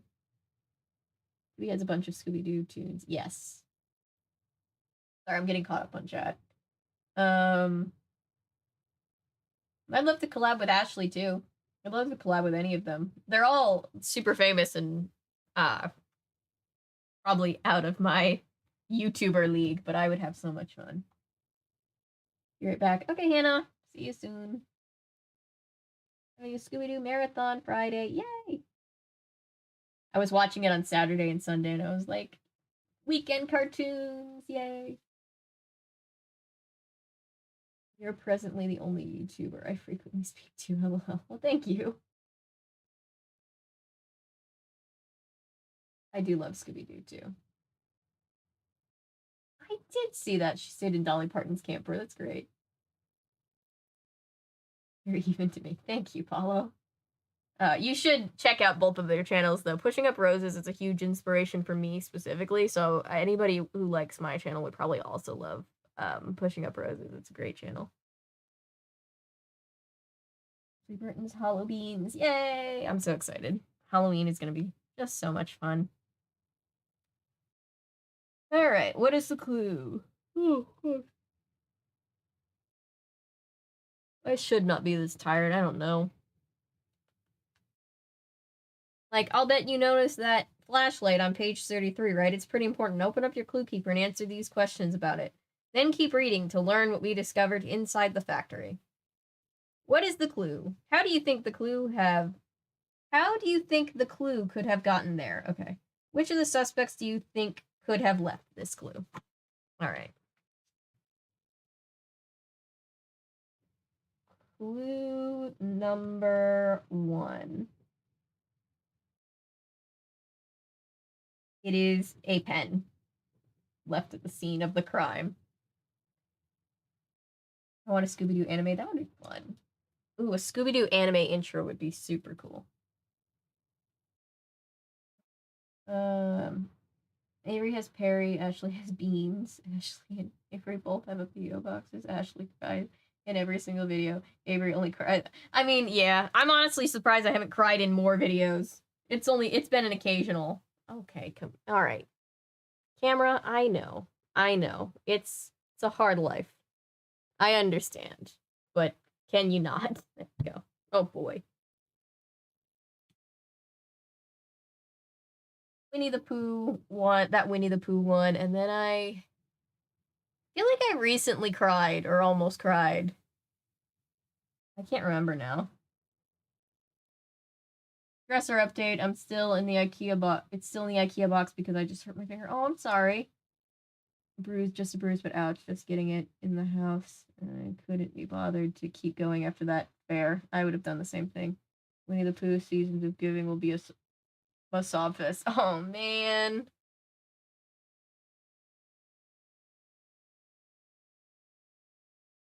I remember having to try very, very hard not to cry doing the Casper video. In fact, I might have been crying a little bit and cut around it because at that point I was like, oh no, I can't be crying on the internet. And nowadays I'm just like, I'm just gonna cry. Whatever. What were the questions? They always ask such weirdly phrased questions. Also, I love this shaggy glamour shot. How could the clue have gotten there? Well, it didn't walk there.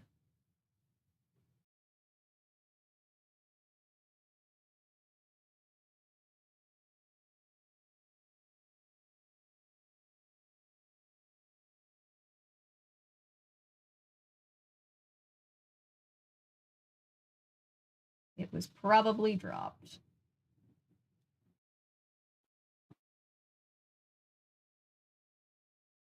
The camera has PTSD. Sorry, camera. Sorry, dude. Let me go to full cam for a second. I'm like somehow simultaneously exhausted apparently, and also having that ADHD thing where I'm struggling to sit still. I don't know how those things are simultaneously happening. You laugh best, especially if you like Dylan McDermott. Yes.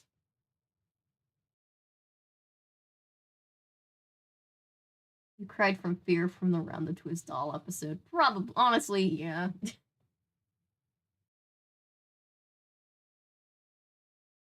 Yep, gotta love the title openings. Scooby Doo anime theme song would be, oh, it'd be so cool.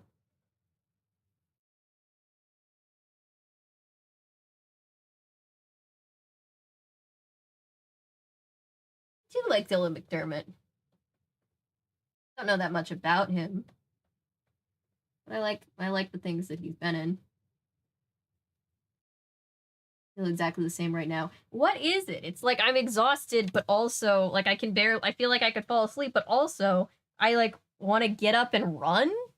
That doesn't make sense.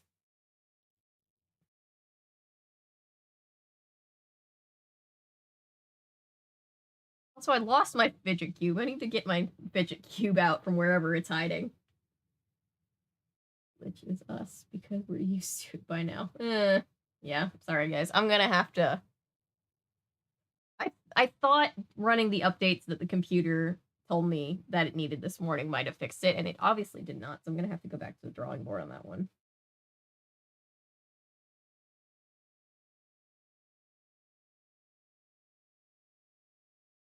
Picture of you, Paulo. There's my super suit, yeah.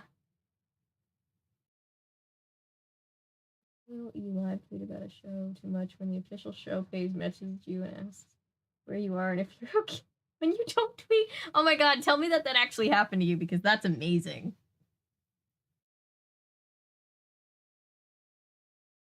Should I just start live tweeting as I'm watching things for the first time, getting ready for videos to tease the video? FBI on CBS. That's amazing. CBS. Oh, CBS. I was like, CBD. That sounds like a lit channel.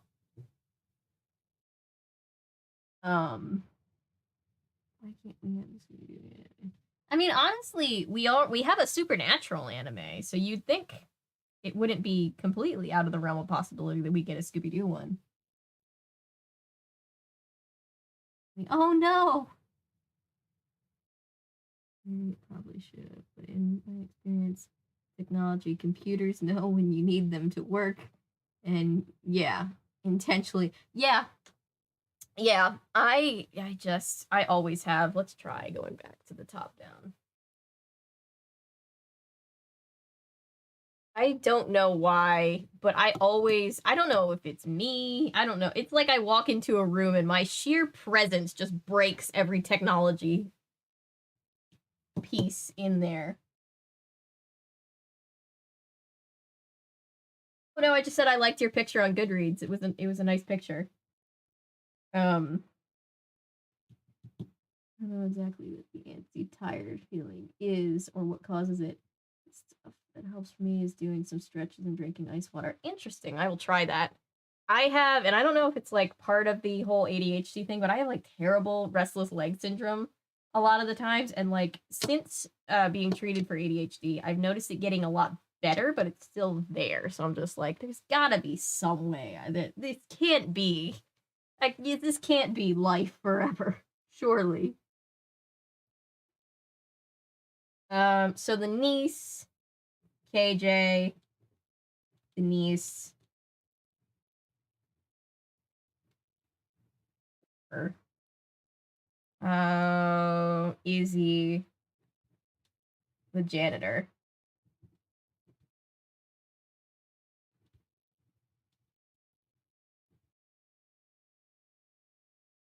Could have left this clue.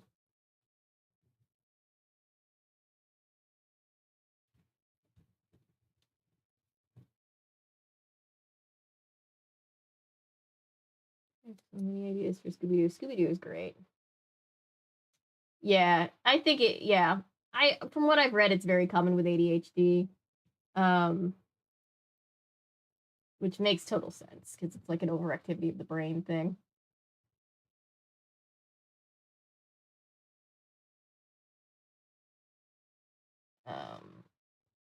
Dark Academia scented candle. Apparently, Dark Academia smells like eucalyptus and cafe mocha. That actually sounds good. I have a stress relief candle that is basically used up. I need to replace it at this point. That smells like eucalyptus and I'm blanking on the word. Words are fun. It smells good. My mom has been making candles, and I think I can make some of them pretty easily, and I think that's what I'm gonna do. All right. Hey, pizza. Welcome. Sorry about the camera.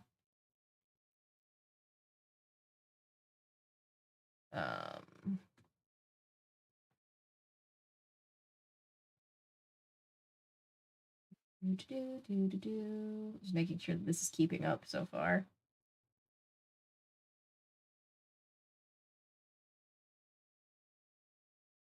All right. Clue Keeper entry 5.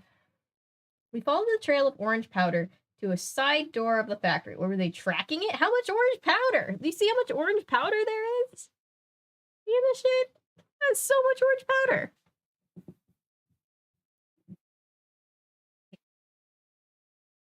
Good, pizza. How are you? I'm doing pretty good.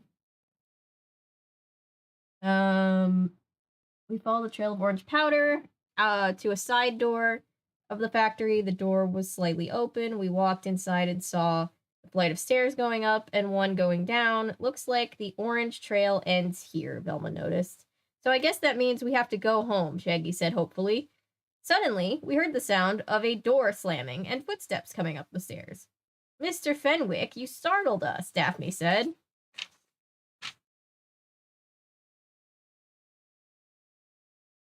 I'd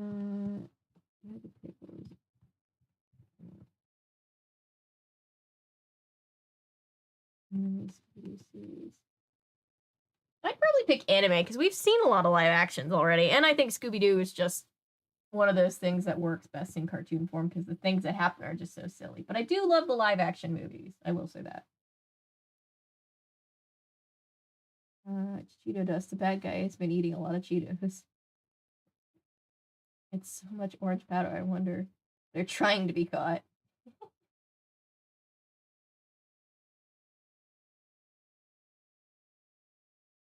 Metals mixing. Yeah, I get that. That makes sense. It's overwhelming. Yeah, I can get that. It's kind of like I'm one of those people I don't like my food to touch. I'm one of those people. What are you kids doing in here? He asked. Wait, what was the last thing I read? I already forgot. Oh, yeah. The guy. Mr. Fenwick. What are you kids doing in here? He asked. Shaggy and Scooby just needed to wash up, I said. Dr. Jenkins said it was okay. Well, be quick, Ezzy Fenwick said. The bathrooms are at the top of the stairs. I'm going to start clearing things up in the tent. He went outside and walked toward the tent. He'll be back soon. So we'd better work quickly, I said. Velma, you take Shaggy and Scooby downstairs, and Daphne and I will look around upstairs. Shaggy, Scooby, and Velma walked down the stairs and through a door. They told us later that the hallway was lined with big pictures of smiling people eating yummy foods products. It's a little hard to walk down the hall with all these people looking at us, Shaggy complained. They're just pictures, Shaggy, Velma said. Maybe to you, Shaggy said, but to Scooby and me, they're reminders of how hungry we are. Suddenly, they heard a growling sound echo through the hallway. See what I mean? Shaggy said to Velma. Scooby's so hungry, his stomach is growling. Either that or Mr. Hyde is around here somewhere, Velma said. Like, I sure hope not. What exactly are we looking for, Velma? Asked Shaggy. The food production line, she replied. If Mr. Hyde is really going to add his secret ingredient, that's where he'll be heading. Just ahead, they saw another door that was slightly open. Velma took a closer look. The food lab, she said. And look at this. Like, that's a doorknob, Velma, Shaggy said.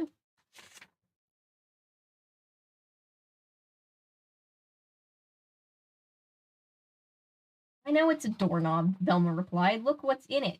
Shaggy and Scooby took a closer look. Like, I don't know what you're talking about, Velma, Shaggy said. All I see is a plain old doorknob with a key on a big ring of keys in the lock and the orange powder on it. Shaggy. It's a clue, Shaggy, Velma said. And I have a hunch that if Mr. Hyde left these keys here, he'll be back to get them. Let's go find Fred and Daphne, quick. Who's out there? Came a voice from inside the room. Before they could run away, the door opened. Wally Nevins? Velma cried out. What's going on? He asked. We're looking for Mr. Shaggy began, but Velma put her hand over his mouth to stop him. Dr. Jenkins, Velma's finished Shaggy's sentence. Have you seen him? No, and that's fine by me, Wally replied. Sorry to disturb you. Velma said. We'll see you later. Wally Nevins closed the door. Phew, that was close, Velma said. Like, why did you stop me? Shaggy asked. Because, as far as I'm concerned, Wally Nevins is a suspect. He's angry at Dr. Jenkins, remember? And now we found him in a place where he might be up to no good. Wow, like you're right, Shaggy agreed. Poor Velma's always doing all the work on her own.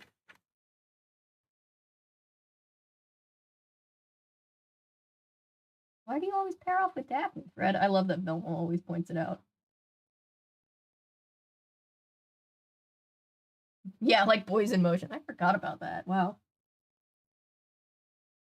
Galaxy Magician. I'm doing great. How are you?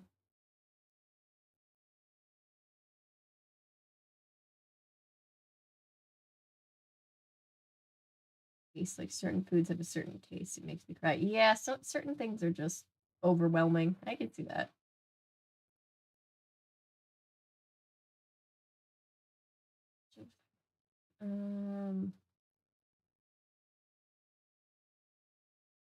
Scooby Doo anime, but like Shaggy as an anime pretty boy feels like a crime in its own right for some inexplicable reason. True.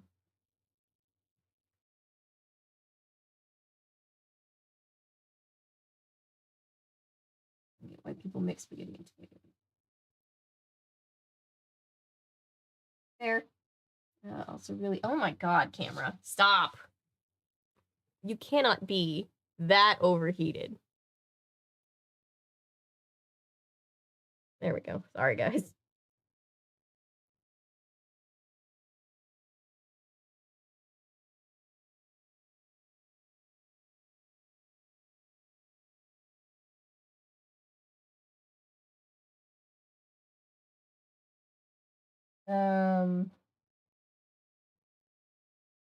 Fruit salad because all the fruits like sit in each other's juice. See, I actually like fruit salad because fruit salad, it just kind of, I think of fruit salad as like one entity of thing, but I get what you're saying.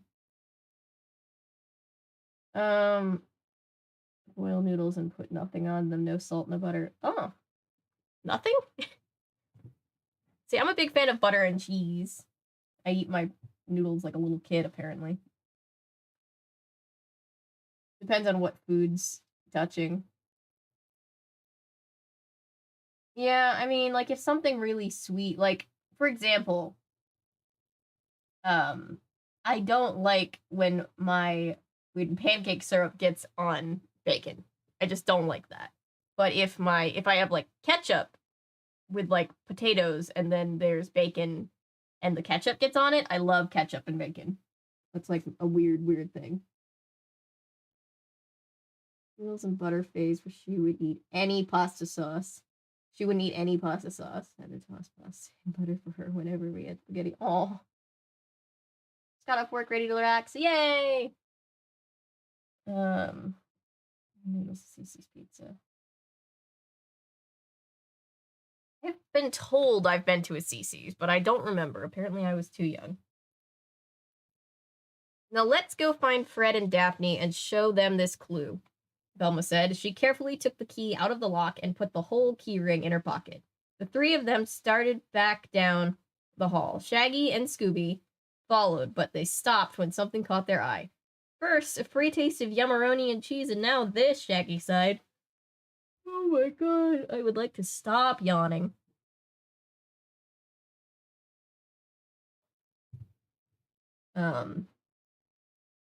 Scoob, this must be our lucky day. Rue bet. So he was able to say bet, huh? Scooby agreed. Shaggy and Scooby stood in front of a yummy foods display with a free sample sign on it. Then they started pulling items off the shelves and munched to their stomach's content. How about a little something in case we get hungry later? Shaggy asked. As he and Scooby filled their arms with goodies, a growling sound echoed through the hallway. If you're hungry, Scoob, have another snack, Shaggy said.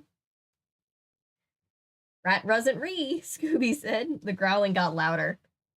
Well, if it wasn't you and it wasn't me, what could it be? Shaggy said. The growling sounded like it was coming from right behind them. Shaggy and Scooby looked at each other. Syrup on eggs, not so good. Oof, yeah, no. Not for me. Maple bacon and donut sounds so good all of a sudden. Ooh. See, that sounds good. I don't know why actual syrup on actual bacon is gross, but I would probably eat a maple bacon donut. I have no idea. Please eat my pancake waffle last so that I don't get any syrup on my savory foods. Egg, bacon, sausage, tomato. Yeah. Especially can't stand getting syrup on my eggs. Yeah. Yeah, I don't know why I don't like syrup on bacon. I like ketchup on bacon.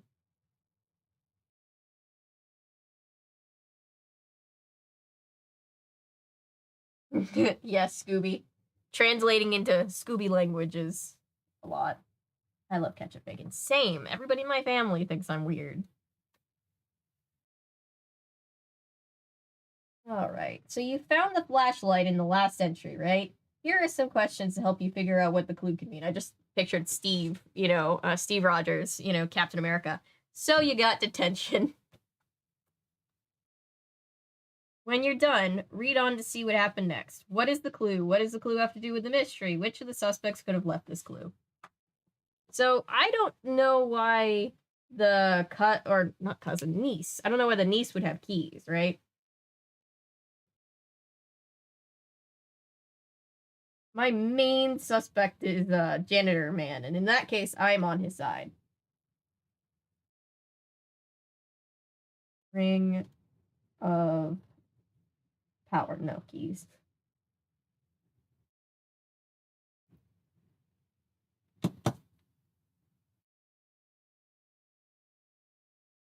Use them for that, never gaining a bit. Yeah.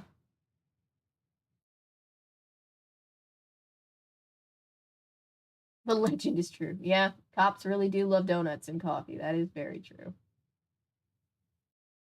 I don't like cooked fruit either, Milo. I'm with you on that one. I like fruit very cold. Now that song's gonna be my head, Patrick. Too gooey, I will feel queasy since my mind convinces me it's mucus. Ooh, yeah. That's fair.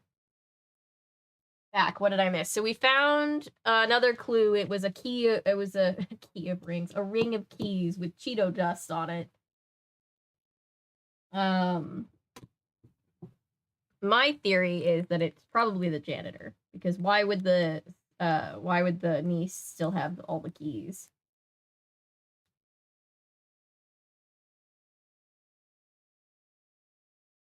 What does the clue have to do with the mystery? I don't know.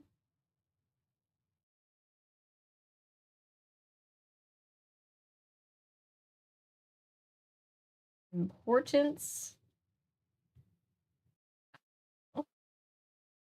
Usually this is where they're like, this proves that it wasn't a real monster, but like, why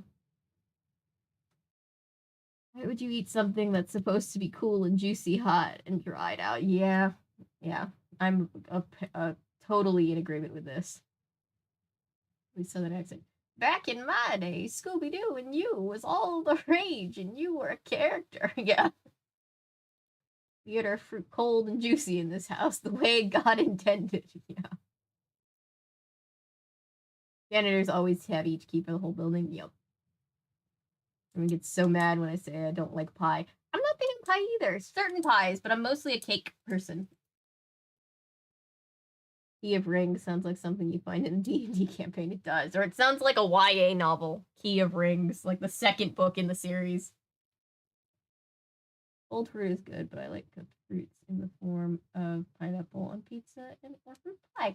So I'm kind of, I guess, neutral when it comes to ham and pineapple pizza. I don't hate it as much as some people do, but it's definitely not my first choice. I think I'm the only person that has like a neutral opinion on that. Did anyone just drink the fruit juice when they were a kid? Yep. Straight up drink the juice left over. Yep. all the time.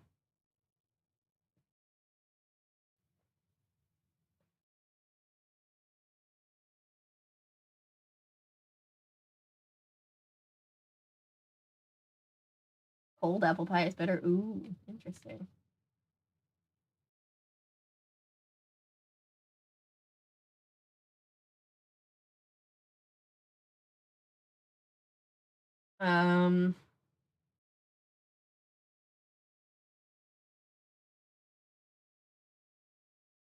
I'm gonna say this definitely points to the janitor, who is very justified in wanting to see this company burn, as we've covered. He had to clean cheese out of a light socket. More cake and ice cream sort of guy. Yeah, exactly. Sunny and all day, and now it's raining. Oh wow. Yeah, our weather, we're about to get a ton of rain.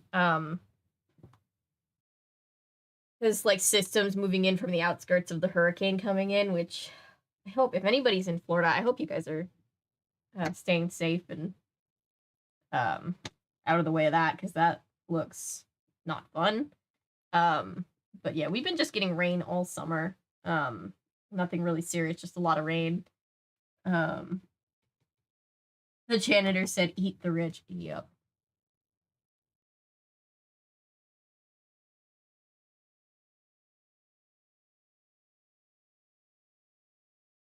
Never been to Florida. I have family in Florida. We've been kind of checking in on them, being like, "Are you good? Are you okay?" So I've actually been to Florida quite a bit in my life. Also, just one state south, so. Northern Canada got hit real bad too. Oh, that's sad. Hurricane in California the day after I got home from there. Oh, wow. Crazy. I didn't know they got that bad of weather that often. Okay, let's keep going. Mr. Hyde, Shaggy screamed. Right, Scooby yelled. They dropped their goodies and ran as Mr. Hyde chased them down the hallway. Ralph! Yelled Scooby as he and Shaggy ran down the hallway. Mr. Hyde was still chasing them, but the growling started getting softer and softer. Start trying doors, Scoob, Shaggy called. There's gotta be a place to hide around here somewhere. Shaggy kept tugging on doorknobs. Finally, an unmarked door swung open. It's not normal to get hurricanes in California, but it does happen on occasion, yeah.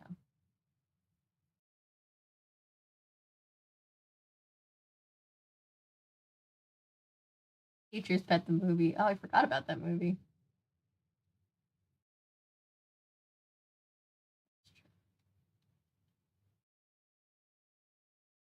Oh, wow.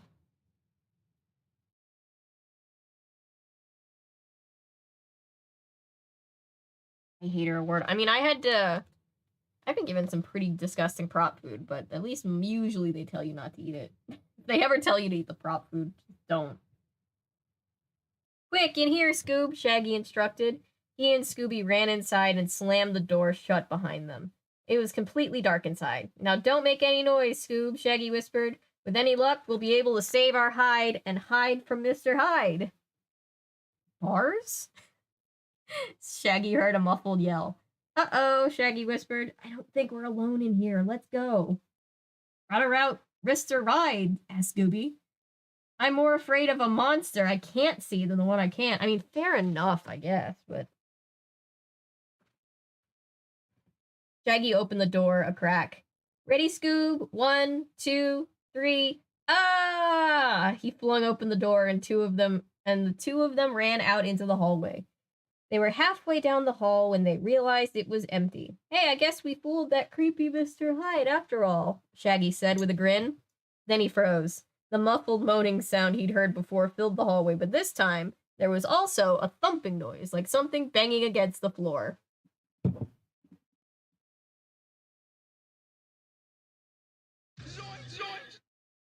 Shaggy exclaimed. That thing's still in there, and it sounds like it's coming our way. Ralph! Scooby yelled. Daphne, Velma, and I were looking for Shaggy and Scooby when we heard Scooby's voice. We ran through the hallways, following Scooby's yells. We found them standing in the hallway in front of an open door. Are you two all right? I asked. We're fine, Fred, Shaggy replied. But I'm not so sure about Dr. Jenkins. Uh-oh. Hyde found them. What am I doing, Stuart Little? After we get through Halloween, remind me about Stuart Little. Because I definitely need to cover both those Stuart Little movies. What do you mean? Asked Velma. Take a look, Shaggy said, pointing into the closet. We ran over and saw Dr. Jenkins at the back of the closet. He was tied to a chair. Wait, did we see that? Wait, I thought we didn't know. What? I'm so confused.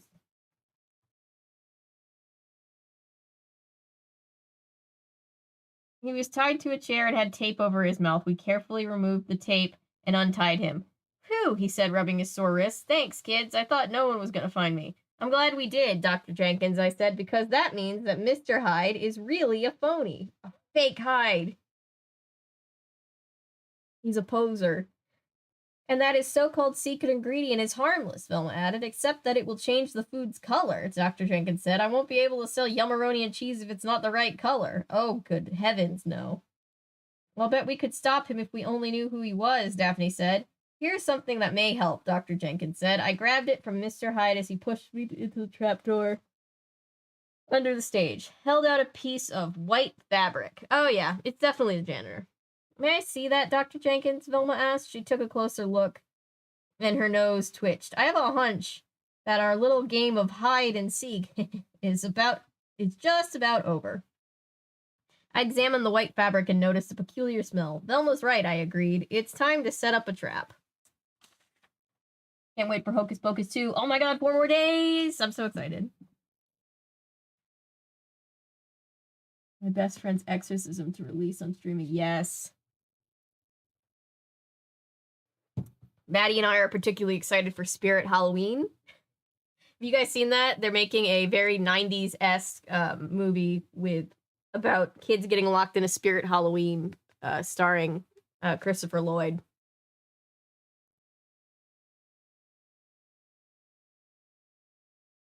Holden Caulfield has entered the chat, yeah. Oh, look, some Bitcoin. I can't wait for Hocus Pocus 2. I'm so excited. Looks so cheesy and good. Yes. If we can get our hands on Spirit Halloween, because I think it's going to video on demand fairly quickly, if not immediately, as it's also going to theaters. I think Maddie and I should cover it. Because it's new, it's not old, but it's very strange. It's definitely the strange part of Nostalgic Obscure Strange, and it's very up our alley. Wait, are the kids literally trapped in a Spirit Halloween store? Yes. Yes, they literally are. And all the mannequins come to life and try to kill them. I'm very excited. All right. Whoop. So what, we've gotten 4 Jinkies and 2 or 3 Zoinks? Did you see the flashlight on page 46? Hey, my lucky number. Open up your clue keeper, grab your pen or pencil, and answer these questions about it. What is the clue? Where have you seen something like this before? Which of the suspects could have left this clue? Keep on reading to see how we tried to catch Mr. Hyde. Is it a theater? I think it's simultaneously. From what I've heard, it's going to theaters, but it's also going to video on demand. We're waiting to get more information. And see if we'll be able to cover it this Halloween, because I think it would be really fun.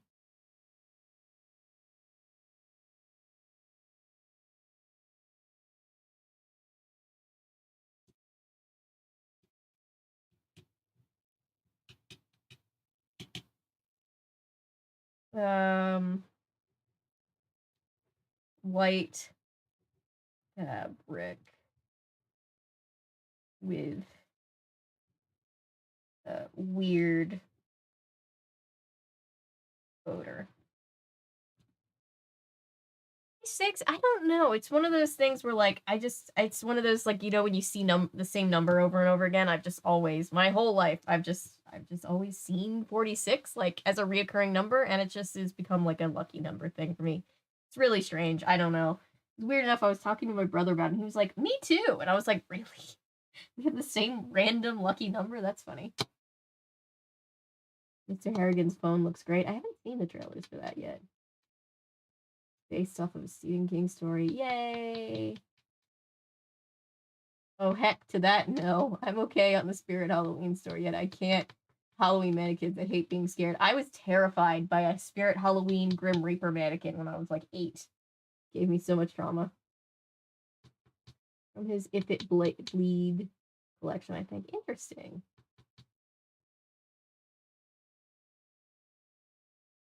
Looking for the leaked blood and honey scene, and I just saw a trailer advertised for a movie called Titanic 666. Oh dear God. Halloween season of the witch. I have so many things I need to watch. We're officially just changing our policy. I tried this past year to save Halloween stuff for Halloween time. Failed miserably. We're just straight up covering Halloween stuff whenever, because there's way too much Halloween stuff to get it all in. I'm terrified of Spirit Halloween prices. Why? It is so expensive.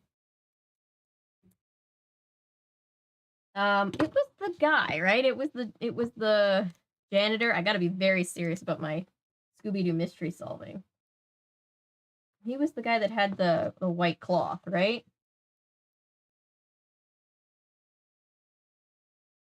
Yep, the vinegar. He wiped it off with a white rag. Yeah, definitely him.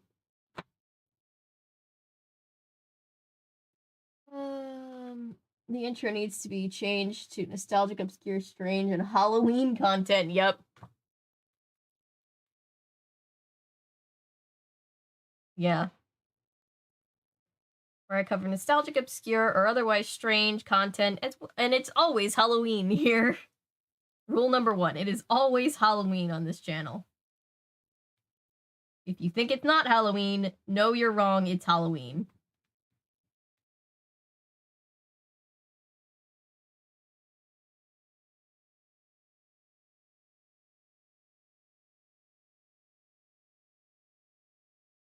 I'm scared of the kids in costume. Oh, that's funny.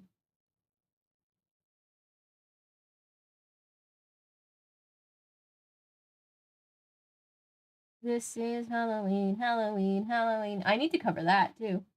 Maybe we'll do that in November, because everybody argues if it's like a Halloween or Christmas movie. It's obviously both, but just do it in November. Confuse everybody right in the middle.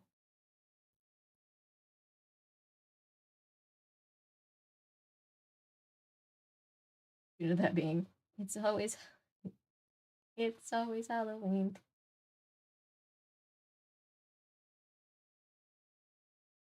Christmas horror movies then in November and December. Oh my god, does anybody remember Krampus? Because can we talk about how silly and also entertaining Krampus was? What a weird movie that I just loved for how dumb it was.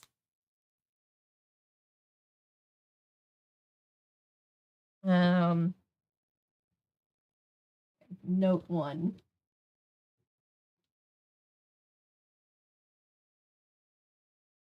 Janitor had at wall.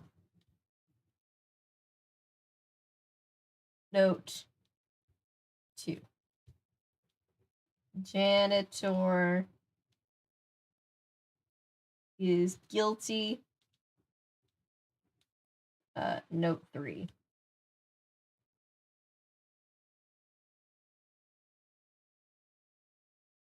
Janitor is justified. Cheese in a light socket.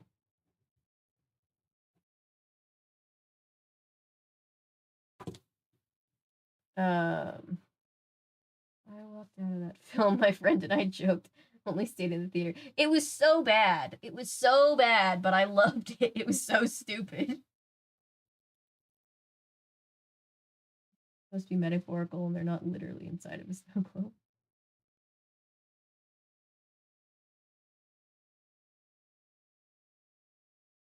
Krampus is so bad it's good movie. It was so bad that it was good.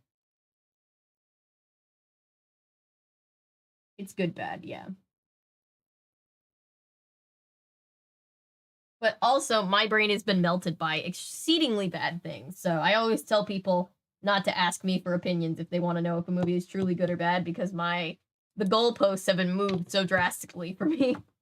After Santa and the Ice Cream Bunny, everything looks good.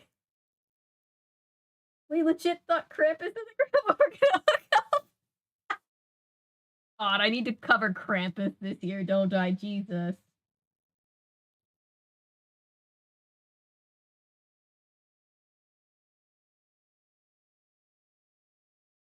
Oh, I love Fran Drescher so much. What a queen. It's definitely intentionally campy, yeah. People make me clean the cheese. I would commit war crimes if people made me clean cheese out of a light socket more than once. Right, even once. I'd be on the edge of committing war crimes after just the first time.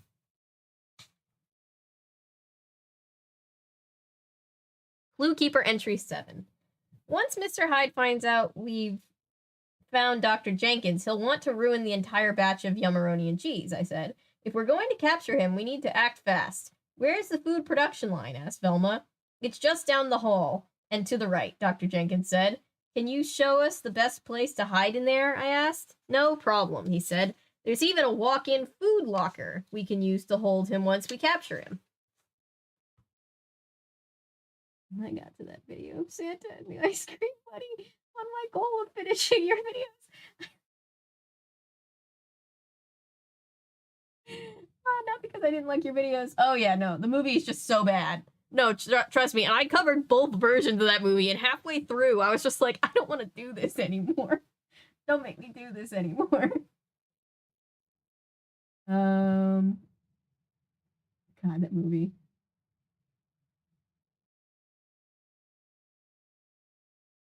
Santa Sleigh. Oh yeah, I haven't seen Santa Sleigh yet.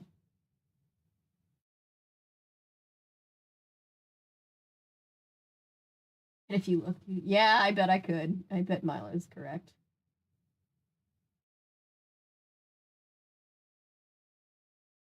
It's very like, it's not, well, I was gonna say it's not actually scary. I guess that depends on what your version of scary is. It's very like, there's a lot of jump scares, but it's just silly, you know?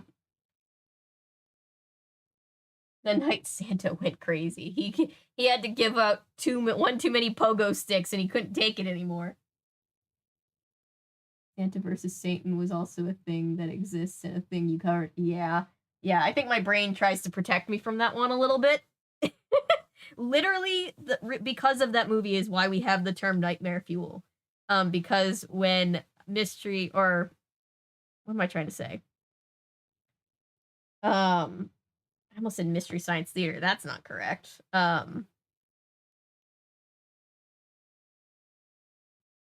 When the show with the guys covering weird movies, when they covered it, one of them said that the Santa animatronic was nightmare fuel, and so that's where it comes from. Santa versus Cupid from 1915. Oh my god, I've always wondered what the oldest movie I'll end up. Riff Tracks. Was it? No, it wasn't Riff Tracks. It was the other one. It was not Riff Tracks. It was, now I'm gonna Google it. Hang on.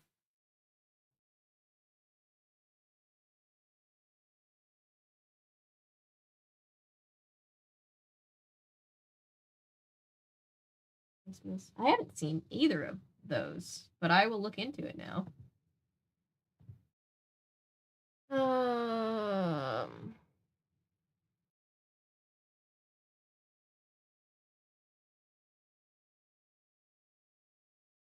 Hang on. Sorry, I'm getting sidetracked. Right, it's Mystery Science Theater 3000. I was correct the first time. I just second guessed myself. Yeah, they came up with the original use, as far as anybody knows, of the term nightmare fuel. There's 15 to 20 minutes of Santa Sleigh is amazing. Yes, Mystery Science Theater 3000. I said Mystery Science Theater, and then I was like, that doesn't sound right. And I was like, no, that's right. Horror Christmas flicks are fun. Maybe I'm too messed up. It's right for the, you got to be in the right mood, I guess. Yeah, it was Mystery Science Theater. Pod People episode was hilarious. I don't remember that episode.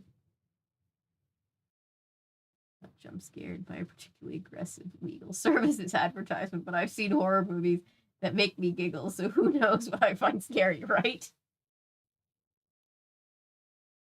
Very jumpy as a person. My family makes fun of me. I'm literally the person that will, like, jump when the toaster goes off. Don't ask me why.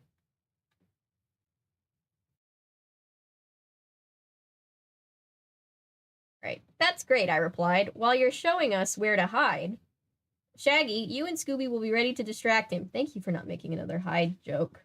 Done. Thank you, Fred. Like, I think we've distracted Mr. Hyde from his work enough for one day, Shaggy said. Don't you, Scoob? Absolutely, agreed Scooby. Does that mean you won't help us, Scooby? Daphne asked. Scooby said. Excuse me.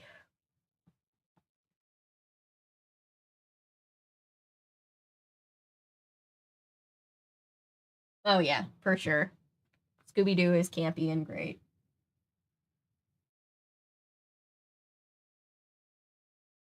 Has to be the original Black Christmas copy.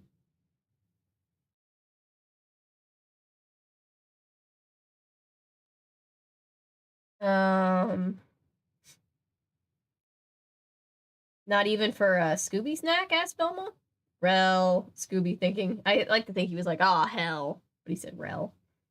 Okay. Scooby gobbled it down. Velma tossed him the Scooby snack, and Scooby gobbled it down. I skipped the line. Like, what about me? Shaggy asked. I never get snacks for helping.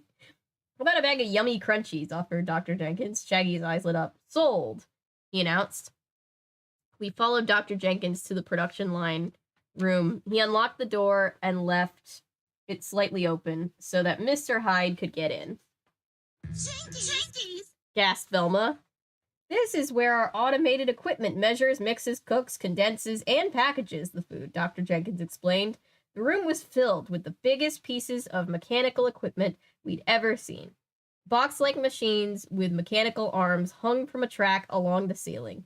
Metal racks, circular platters, mixing blades, and other things stuck out every which way.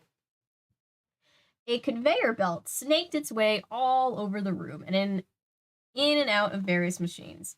If he's going to put anything into the food, it'll be over here, Dr. Jenkins said. He pointed to a row of huge, shiny, stainless steel vats. Oh my god. Ah. Belated bless you, thank you. Metal ladders reach the top of each vat. The food locker is over there, and we can hide behind the control platform right next to it. Look at this look at this, like, Mr. Hyde yeeting himself towards Shaggy and Scooby. Look at that.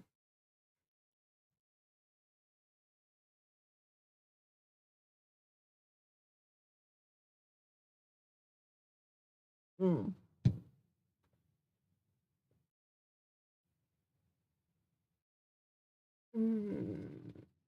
Shaggy and Scooby, you wait by the vats, I said. When Mr. Hyde comes in, get him to chase you over here. Then we'll push him into the food locker. Shaggy and Scooby walked back to the area in front of the vats. I will say this. If it wasn't for Fred, they would always solve the mystery, but they would never catch the guy. Suddenly, we all heard Mr. Hyde's familiar growl. Shaggy and Scooby ducked behind one of the vats. Mr. Hyde slowly approached. He looked around and then started climbing one of the ladders. Shaggy and Scooby came out from behind the vat wearing white lab coats. Like, excuse me, Shaggy said. I am Dr. Shaggy, and this is my associate, Dr. Scooby. We're from the food police, and we need to give you a ticket for putting unauthorized ingredients into the Yummeroni and cheese.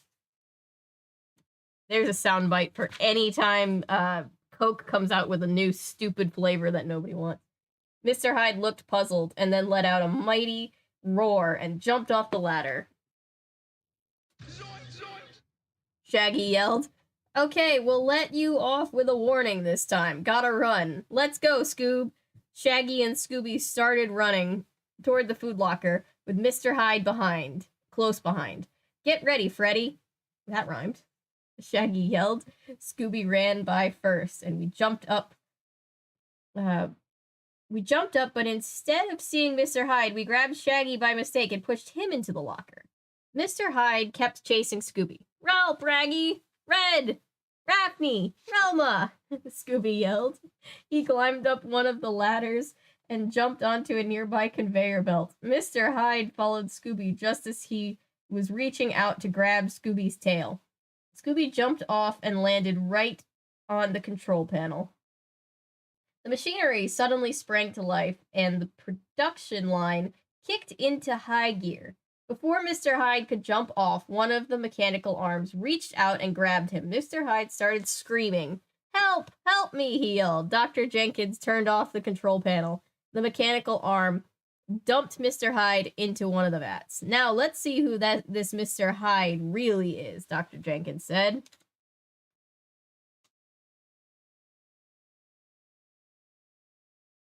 Oak, Dreamworld, and Starlight are so disgusting. I didn't mind Starlight. It was a little too cream soda-y for me. I will say that. Yeah.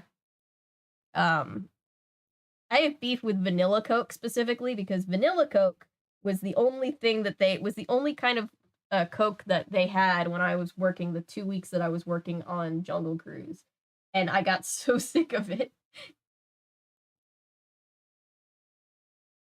Temple of Doom is the worst of the... Oh wait, I missed something. Hang on, let me go back.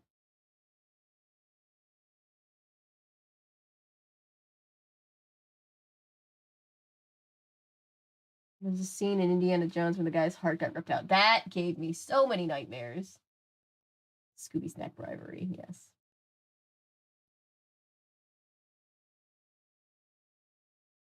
Ugh. Temple of Doom is insane how that film was almost an R-rated film. Yeah. Everyone knows Shaggy had Scooby Snacks too. Yeah, he does eat the Scooby Snacks. So was Scooby named after the snacks, or were the snacks named after Scooby? Is my question.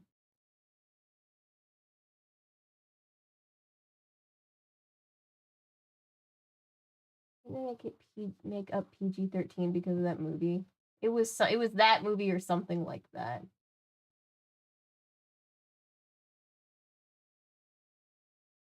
So maybe goes for Raiders of the Lost Ark. That one was PG, but dang, that one on the effects. Yeah, that's the thing that's crazy is like PG of the 80s and PG now are two like Raiders of the Lost Ark and Frozen are both PG movies. Like Beetlejuice and Frozen have the same rating, which is why our rating system means nothing. Food police, I know. French traps never work, bless him, I know. Temple of Doom was PG, but it was considered as being like really scary and violent, so they made a PG-13 for later movies. Keep younger kids out of movies that still aren't quite R-rated. Yeah. Lots of people complained after taking their kids to Temple of Doom that it was too violent.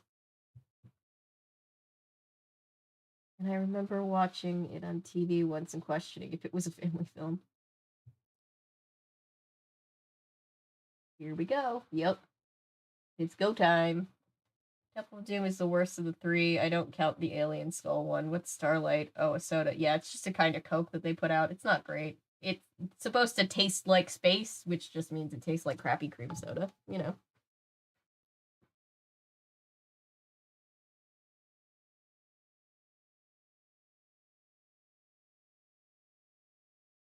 Have I ever caught some Raisinets?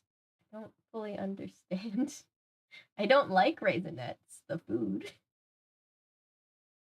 They tasted like dirty chemicals. They did taste very chemically. They don't sell vanilla Coke? That's weird. Cherry Coke is the superior flavor to me. Yeah. Cherry Coke. So I don't like cherries, but I like cherry flavoring, and Cherry Coke does taste like superior Dr. Pepper, in my opinion. Gremlins was almost rated R. He is likely a perfectly justified janitor. Yeah. So Temple of Doom was the scariest one, but I also always said it was my favorite one. It's also probably the most racist one. I haven't watched in a long while, but I get the feeling that that would be my takeaway nowadays. Probably wouldn't like it nearly as much as I used to. The original recipe for Scooby Snack. sold his business for millions and uses that to fund the Mystery Inc. I like this theory.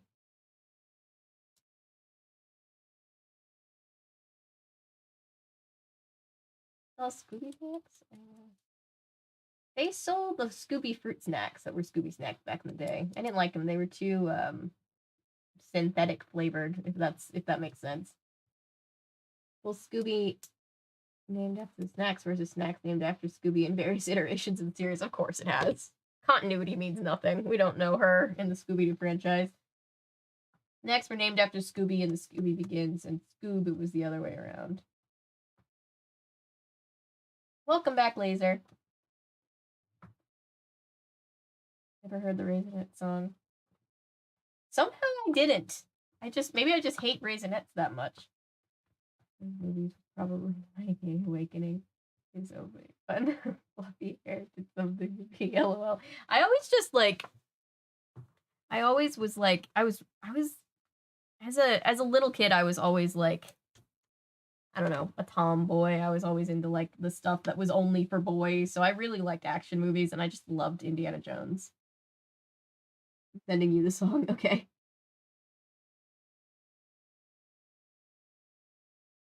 What, 10 of something?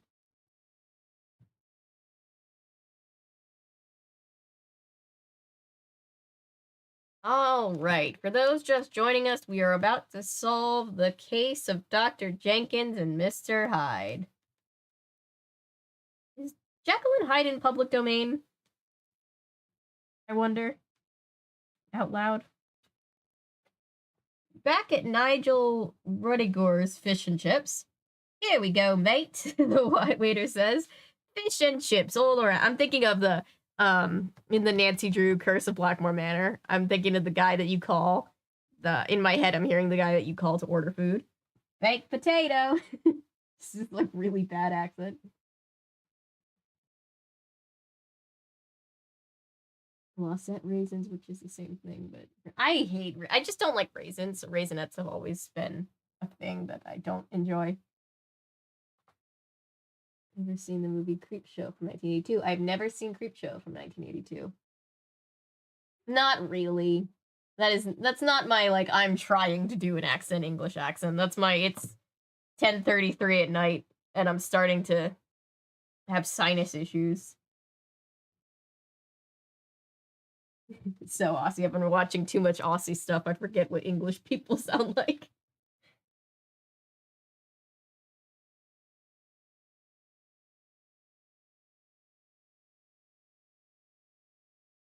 He places basket of fish and chips on the table for us. Like, excuse me, Shaggy says, but you left someone's newspaper in my lunch.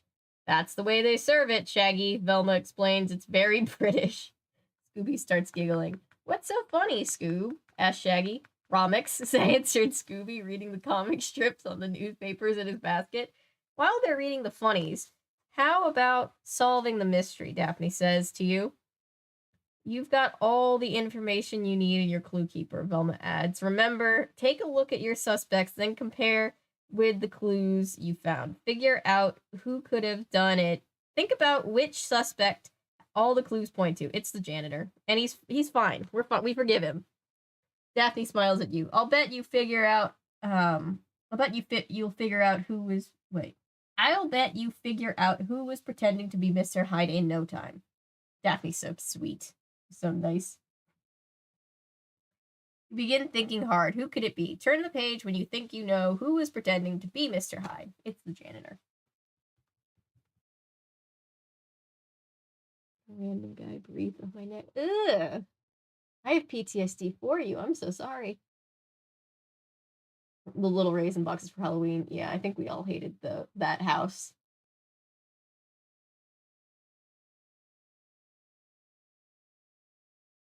The California raisin ads were big in the 90s. Yeah, too bad the raisins still blow. Yeah.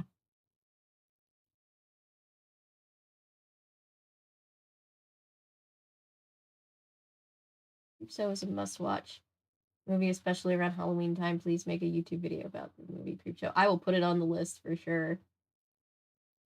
Or like when the kids tried to trade their little boxes of raisins for my dessert at lunch. Come on now, raisins are dessert? No, they're barely a fruit. People who give those out have a place in hell. I've told this story before. I know I have about the lady on the street where we grew up. She gave out religious tracts and Allstate pencils because she was an Allstate employee. That's what she gave out on Halloween, and we all hated that house. At least the religious tracts are usually entertaining to read through. If not completely triggering, you know. Well, we have fun playing with our food. Why did you solve the case we already solved? Yeah. I didn't like raisins very well. Yeah.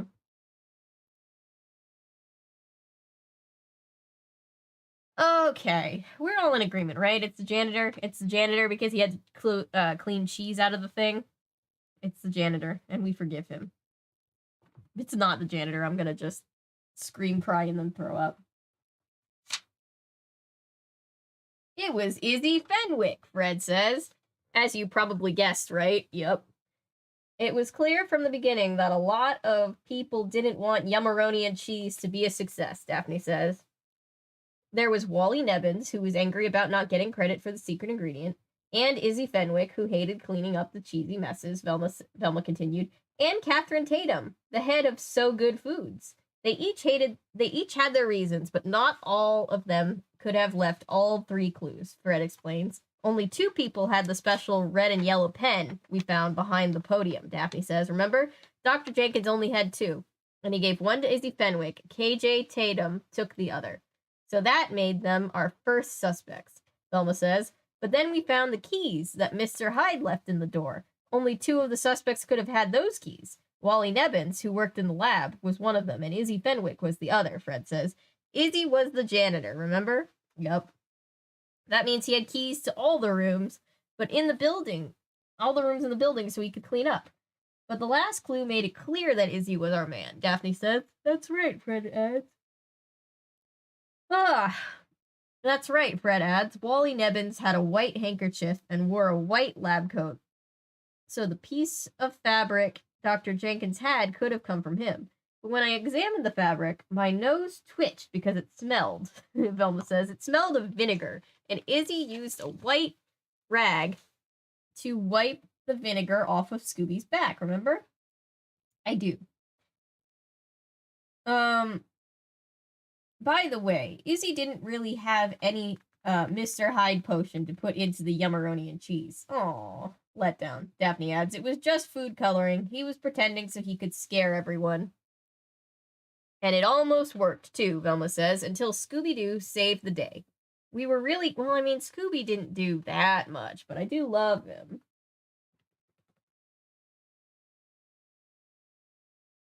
It almost worked, too, Velma says, until Scooby Doo saved the day. We're really glad you came today, Daphne says. We hope we'll see you again soon.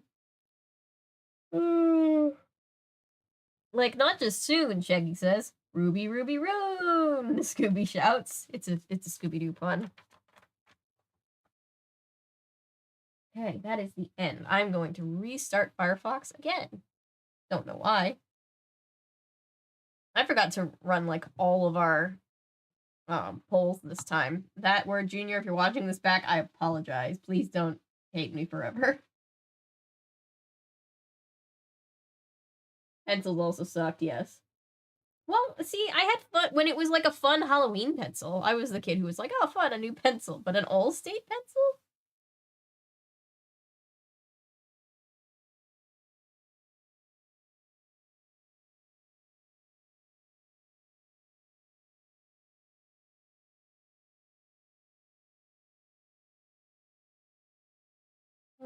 Yeah, that's what I was gonna say, Hannah. If it's Halloween themed pencils, then we're all good. We won't egg your house.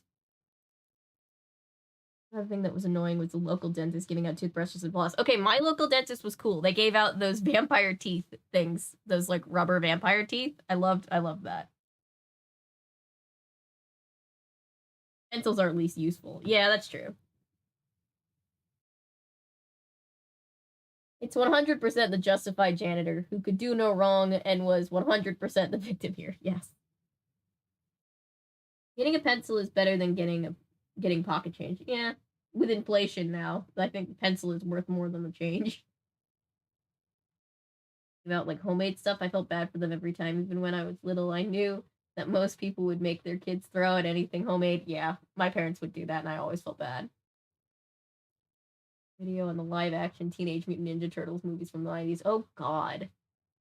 The day will come. Yes, it will.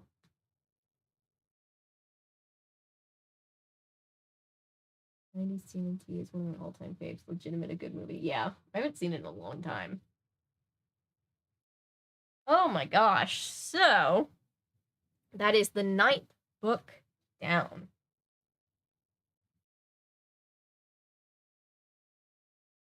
Okay, let's return it to the shelf. Oh, let's see what book number 9 is going to be. Once we're done reading all of these, because I don't want to change the order now, but once we're done reading all of these, I want to, like, arrange them so that it's, like, rainbow coordinated. 7, 8, yep, 9 books down, and then we're on book number 10. The Case of the Seaweed Monster. Yay. In Louisville, Kentucky, where I live, we have a theater that puts on their own version of Dracula every year around Halloween. It's different each year. In this story, it's Dracula, a feminist revenge story. I would pay money to see that one.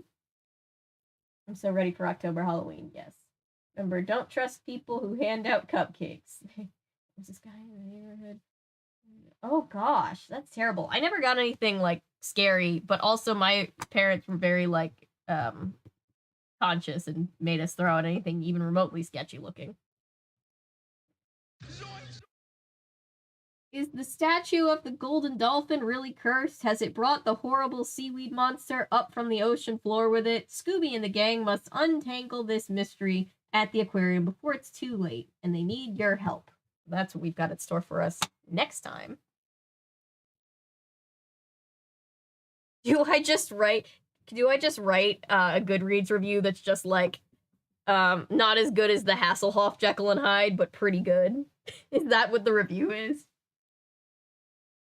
I really want to write that review now. Everyone's gonna hate us on Goodreads.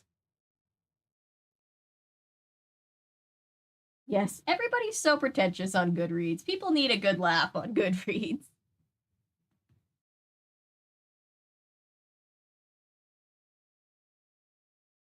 Avery ASMR. Yep, going to the P.O. Box again tomorrow, which means if I'm able to stream tomorrow, which I'm hoping I'll be able to, I will be able to do another little show and tell with Dragon Bean. Someone handed out homemade popcorn balls. Pretty sure my dad took them for lunch for work. All. Avery ASMR. I actually am a watcher of ASMR. But I think I would be pretty bad at ASMR. Hang on, let's move away from the... Alright, camera, you did a bad job, but you did a job, so thanks. Let's go over here. We didn't get any shirtless Hasselhoff. Very disappointed. 3.5 stars. Alright. Oh god, the next book summary feels like real Pterodactyl 2.0. Yeah. Can't wait to see Dragon Beat on your desk. I hope you like the sprites as well. Thank you. You guys are all so sweet for sending me mail. I can't tell you how much it means. It makes me so happy. When I went to the box, the only other time, the complete Frank Miller Batman Year 1. Huh, okay.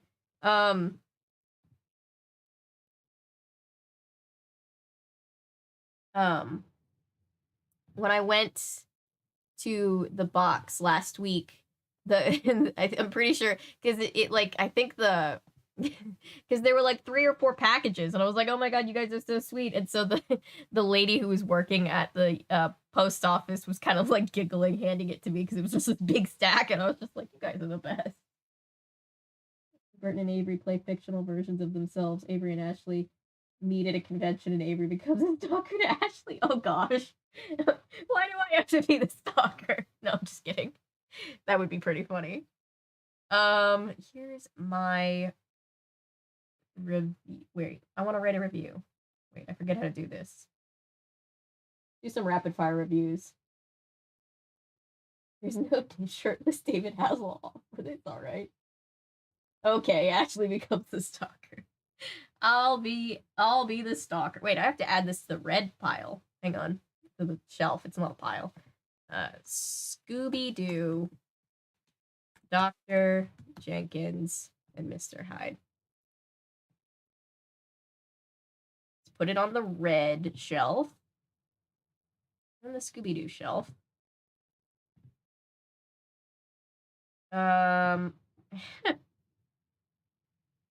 Do we hide entire review because of spoilers?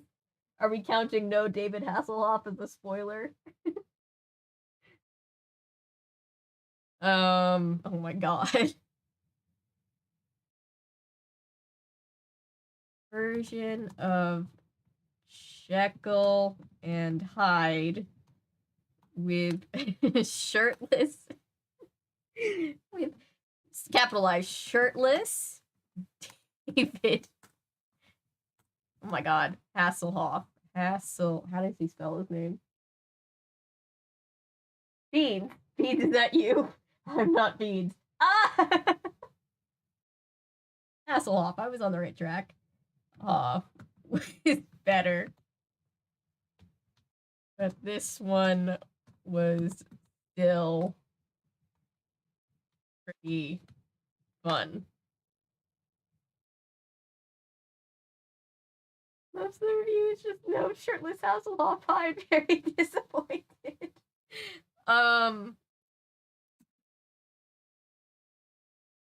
In all honesty, if I was honestly reviewing this book, I would say you don't need to make the last clue that spot on for the kids. Like, you don't need to literally give it away, but I do like the pen switch up. That was nice. I'm scaring myself. You gotta let them know there's no Hoff. That way they can't be disappointed. True. Also, no child is reading. I don't think any children who are reading these books are reading. I don't think anybody's reading these books nowadays except for us. And I don't think a child would be like reviewing it on Goodreads. So I think we're fine. In all honesty, this book had my favorite and least favorite clue.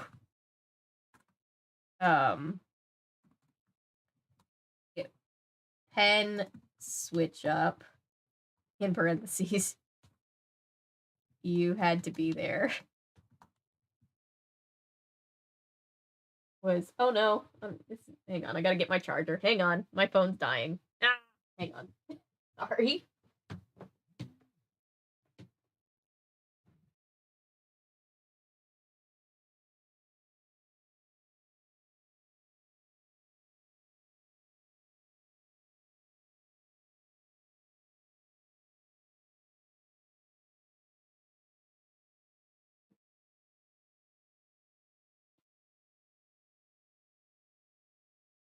Great.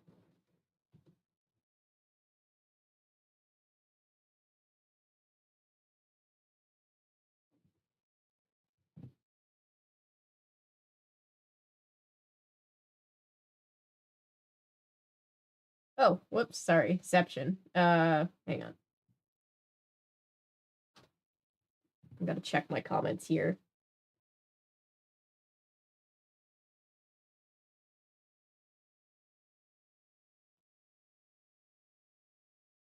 I've told you guys about doing the old cat fax prank in high school on my dad, right? My dad was on a business trip, so I used one of those like burner, like WhatsApp apps or whatever, and just texted him from a number that he didn't know. It was thanks for signing up for cat fax. And then like every hour on the hour, I had like this list of cat fax I would send. I was diligent. Even considered intended age group, and also the villain was 100% justified. So much cheese. I know, right? Yeah, let's be honest. If we're honestly reviewing this, even for like a middle grade book or a grade school book, it was too obvious of a clue. You gotta at least make it a little bit of a challenge.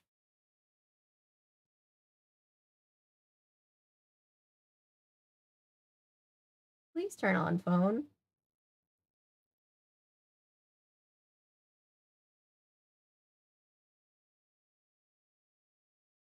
All right, let me go back to this. Sorry. I will check back in with comments in a second. I'm going to continue writing.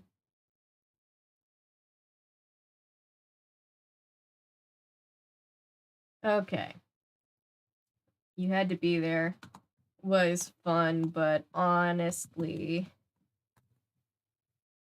the last clue was too on the nose for even a grade school. Oh gosh, I'm terrible at typing. Book. Plus the bad guy was totally justified. I too would hate cleaning these out of a light switch.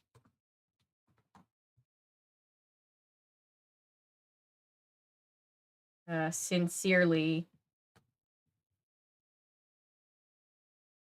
the Scooby Doo clue. The Scooby Doo. I'm trying to write Drew. Scooby. If Scooby Doo and Nancy cross over, it's the Scooby Drew special. I'm calling it right now. Someone get on this. Writers that I know are definitely watching right now, get on this.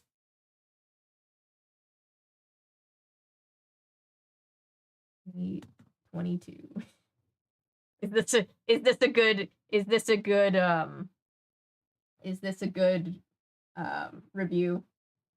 Have I left anything out?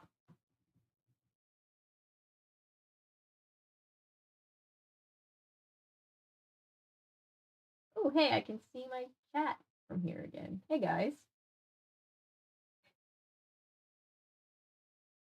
Scooby-Doo Drew crew.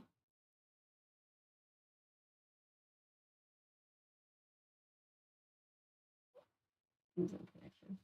Oh, that's terrible, Patrick.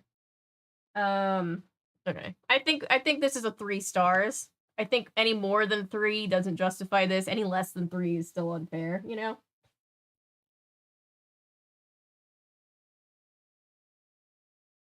Set to today. Set to today. Do we have any private notes? Do we have any private notes that we want to keep not public by putting them on this very public stream? Scooby Drew crew. Is that how we sign it? The Scooby Drew crew 2022. I like it. All right, on the Scooby Doo project just for you, Avery. I believe it. Yeah, it's fair. Okay. Should we rapid fire try to do some back catalog reviews? Truer to the spirit of the original show than some of the other novels. Jerry rated it 4 stars. That's fair. I agree with Jerry. Do you think the writer of this, you think they're going to get some notification that somebody wrote a review? Because by the way, I'm pretty sure our review just changed the stats of the star rating all by ourselves. So I think it only has 37 ratings and 5 reviews. I think they're going to be like, wait a minute, we got a what? We got a review? Why? All right, let's see. Sure, I'm just gonna rewatch Boys Love Drama otherwise. Okay, cool. While I'm here, we might as well do this. Let's see. What do we think of Television Monster? Where do I write a review? Where do I write my review? Write a review. There we go. I'm getting used to it. They're already on the proper shelves. The writer does not care. They got their check. This one, I mean...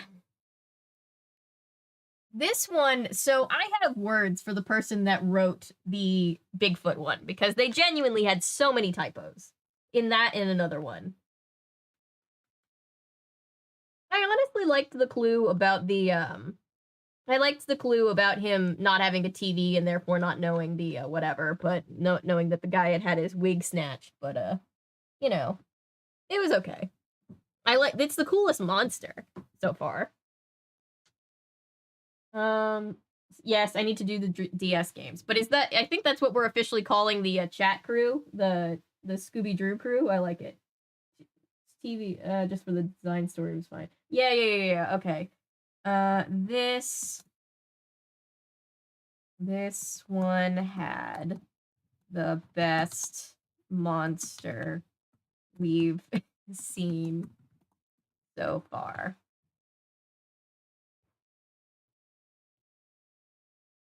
I do kind of wish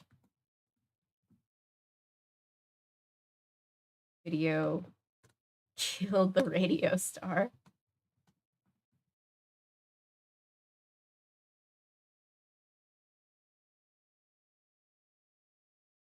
One of the things you sent me was a Hardy Boys book. Thank you. I actually don't own that many Hardy Boys books, and I was just thinking about it. I was watching Only Murders in the Building, where they were talking about being into it as a kid. I was like, I should start looking for some more Hardy Boys books. That's really sweet. Thank you. That'll be a fun stream, too. It's the second most recent stream. I don't remember it at all. Probably not the best. Yeah. The beginning... So the beginning... The first... So this is the one where we thought we had read it before because it starts exactly the same as the one before it that we read. The first suspect is exactly like the first suspect in Bigfoot Beast.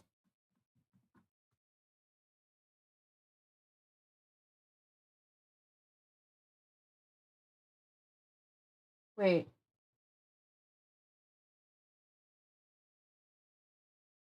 The Nancy Drew. Oh, the iOS games are just, they're very, even for children, they're very, like, kiddie game, and I just don't think they'd be very fun on stream, but maybe one day.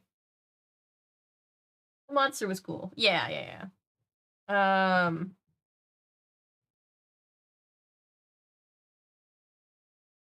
We thought we'd already had it, and then remembered we hadn't seen a TV mummy yet. The clues were a bit better this time. But the last one was still on the nose.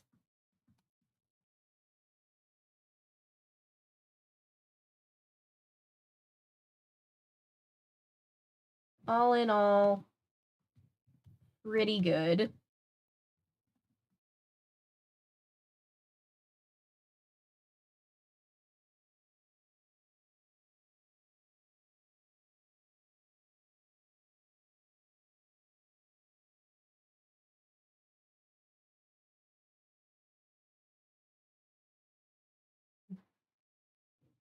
All right. Let's see.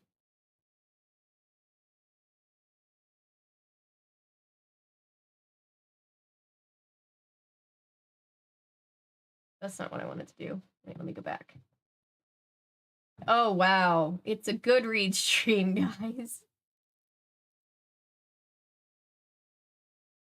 I don't know if I'm an entrepreneur or should be kicked off the platform. Probably the latter.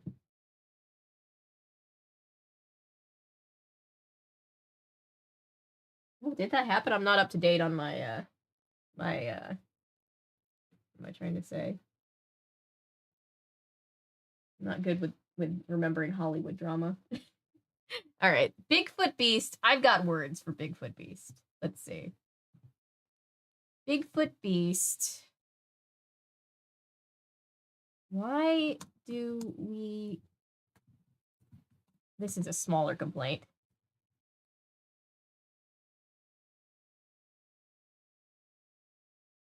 Bigfoot and Beast. It's because the words start with the same letter.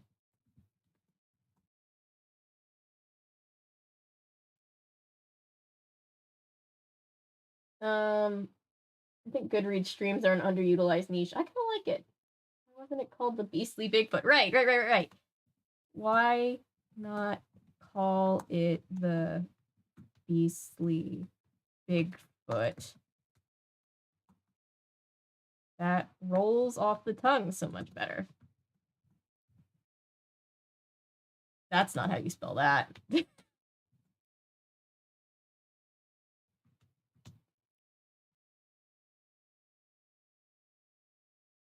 What am I trying to say? The inconsistencies. Continuity was bad.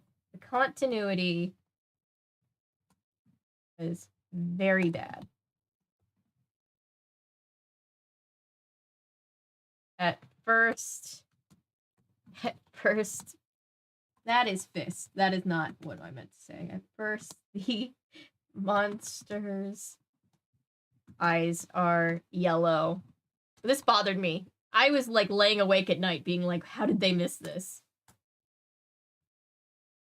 Then they are red. Grease too.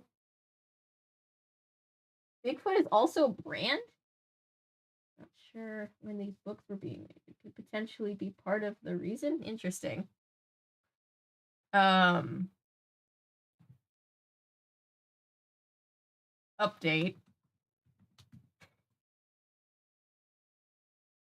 Can you imagine somebody ever finding this review? Update. Bigfoot is a brand. What is it a brand of, out of curiosity?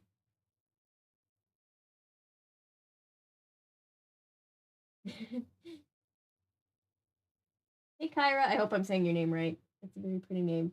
Found your channel 4 days ago. I'm a Helps big fan. Thank you. We are now we finished reading our book, and now we are writing Goodreads reviews as a collective.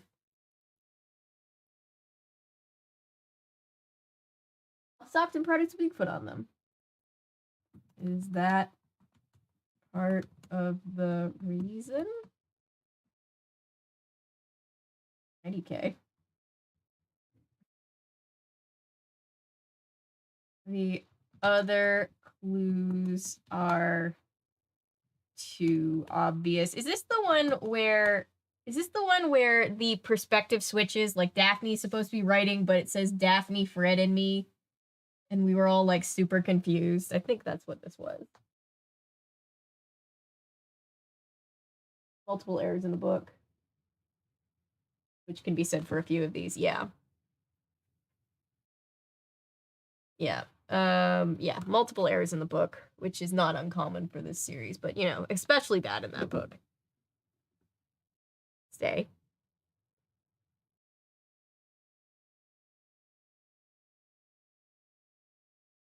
Errors abound.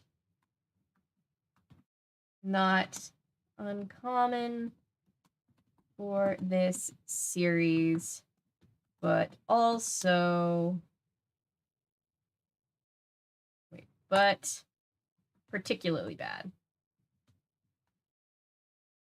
Here. I'm gonna give it 2. Is that me being too harsh? I really just didn't like this one that much. They're all fun, but as far as like the scope. Maddie, am I getting a boo? My fruit shirt comes very soon. Yes! 1 more week! Kira.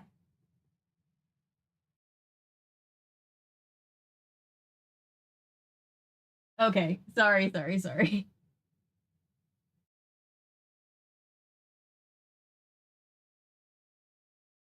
Not the intention. Oh, okay. I was like, am I getting I didn't even ban you. Yeah, Maddie was supposed to be here today. And then, God, everything has happened, Maddie. Like, Maddie got sick. I got sick. Stuff, like, you were out of town. Like, we keep saying next week, like, every week, because stuff just keeps coming up.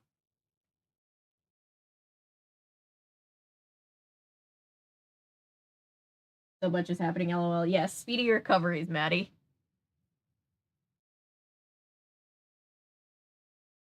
We need you here to help us with Kingdom Hearts. Barnyard Bigfoot Mountain Song. Yeah, I'm gonna give this one. So, Maddie, in case you're wondering, we're writing reviews retroactively for the books that we've read on stream. Chat. Yes, Allery is gonna be available for being in chat on Mondays now. That's not correct. Sincerely.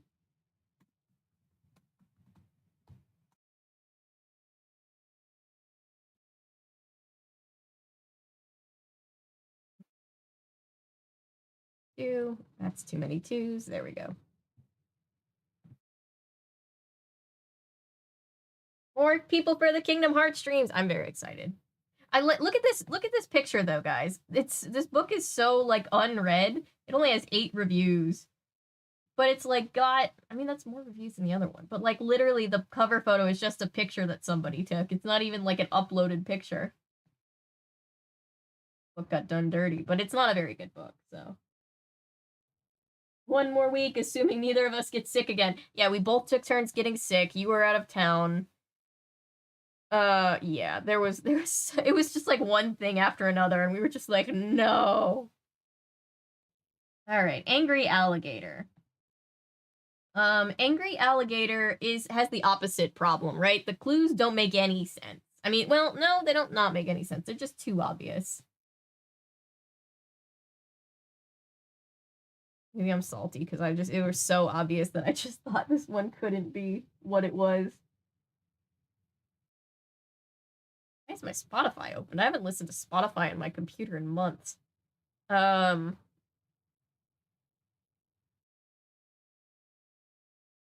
legit thought this was gonna be a real alligator after the pterodactyl one.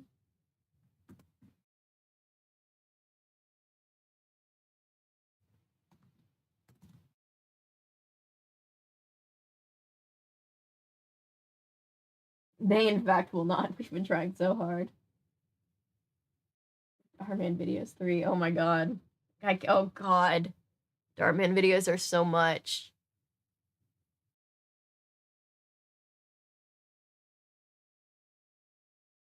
After the terrifying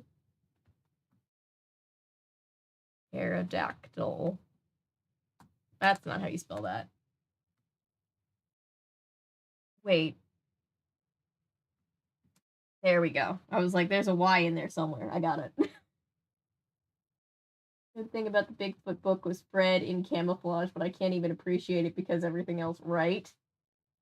We're just friends now.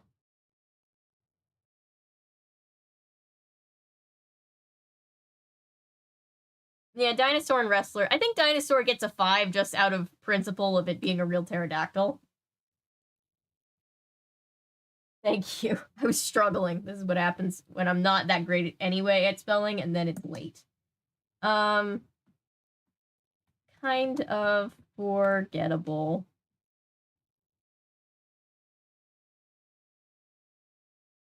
No, I was right the first time.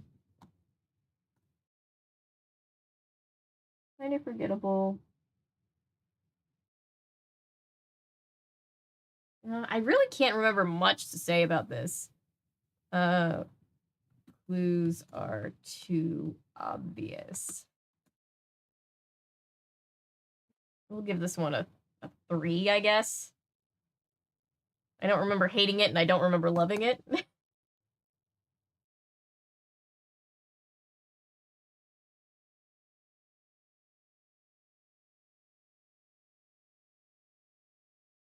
Because I was technically wrong. Because I thought the hints had to be a red herring. Herring. Jesus. Nearly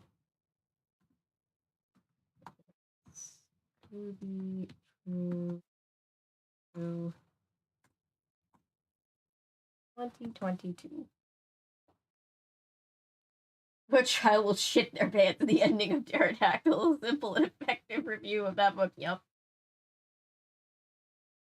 This book is the bestest book I've ever read in my entire life. Honestly, one of them.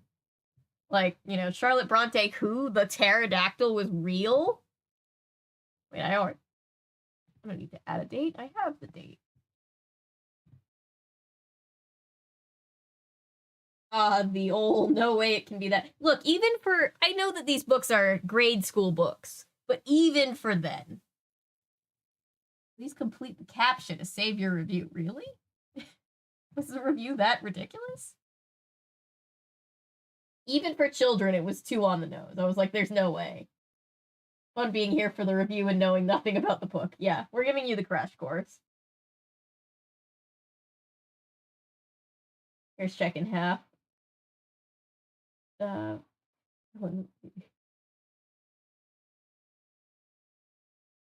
They just let the beast roam free in the wild. I want to go back and add Ellery's comment about Fred and camouflage being the only good part of the book. And I edit my review. Where's my review?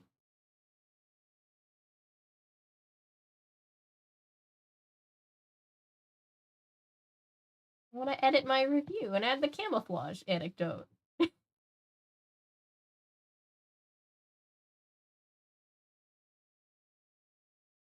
Oh, here we go. This is the review. So can't I just edit it? Why are we so confusing right now, Goodreads?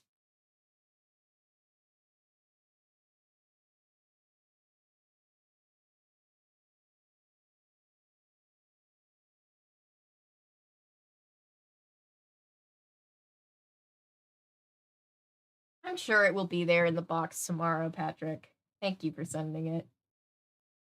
All right, I will come back to that.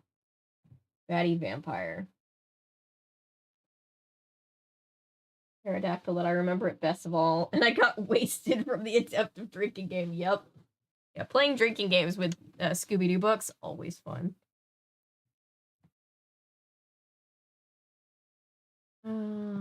Daddy vampire. I wish it had been a real vampire.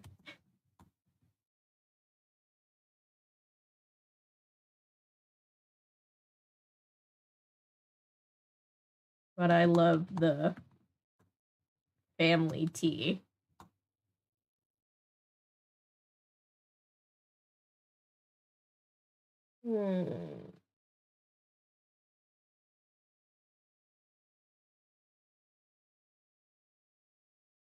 Thank you, Chris. That's exciting. I can't believe I have never seen Grease 2. Maddie, are you here? Have you seen Grease 2? Have you seen Grease 1?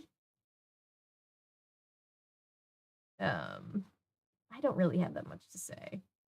I hated the bad guy.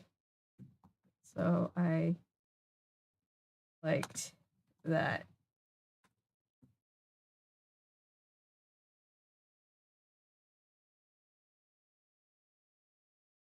Oh, but then the husband didn't leave her.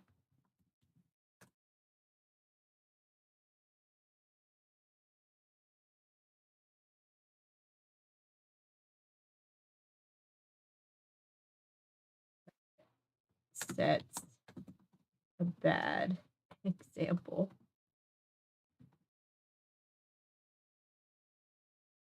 Vaguely here. I think I saw the first one like 15 years ago once. Yeah.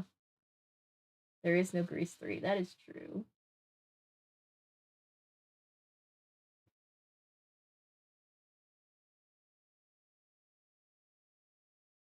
Meh. At least the clues weren't predictable.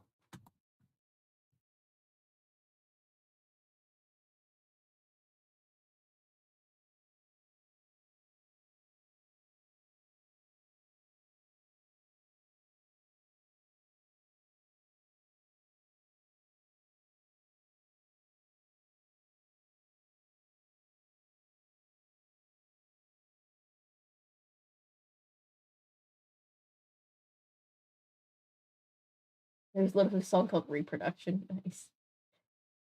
Grease 2 was a Grease fire. Unless you count Grease Live. That's true, there was Grease Live. Grease 2 is a fun underrated film. I think it'd be fun. Cover both the Grease movies at some point.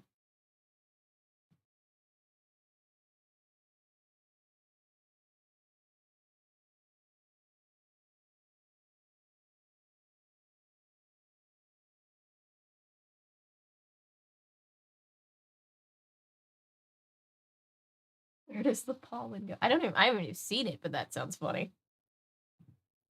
Sounds bizarre.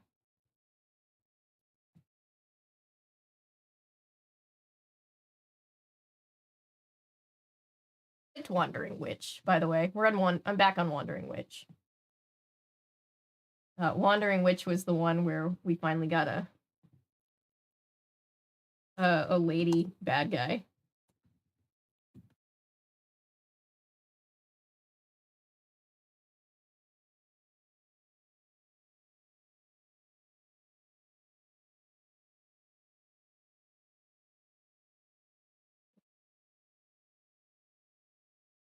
Culprit.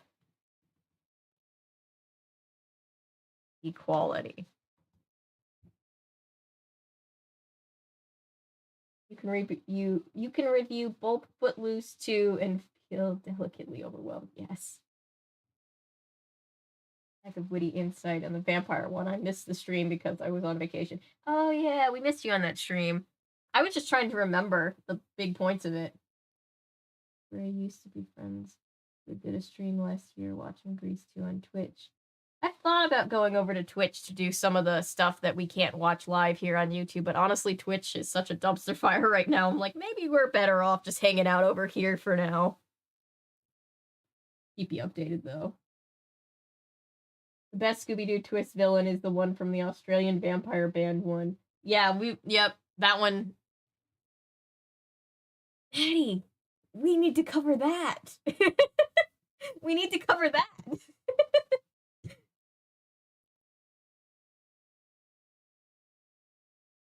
I'm not at all closely watching the Twitch gambling drama, and it's weird over there. It's weird. There's a whole lot of different unconnected reasons why it's weird over there. Oh my god, we do with 2 O's. Yes, that's it. That's what we need to do.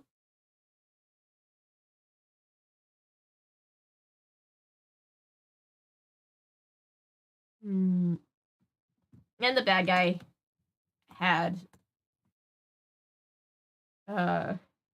reasonable alibi. Or not alibi, motive. That's the word. I'll give this one, 4. I think that one's 4. That's fine. Pretty sure I have it on DVD somewhere too. Ooh, if you could find it, that would be great. If not, I'm sure I can find it online. Wait, what is the actual title of it? Because I always forget. There's a couple different vampire ones and I always mix them up. Because I haven't watched them in a while. So perfect to me about, yeah.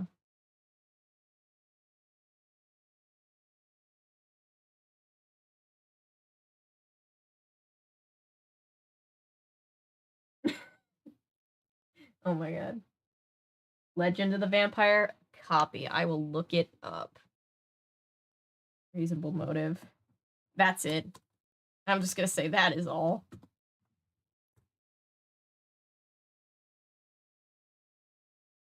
Sincerely.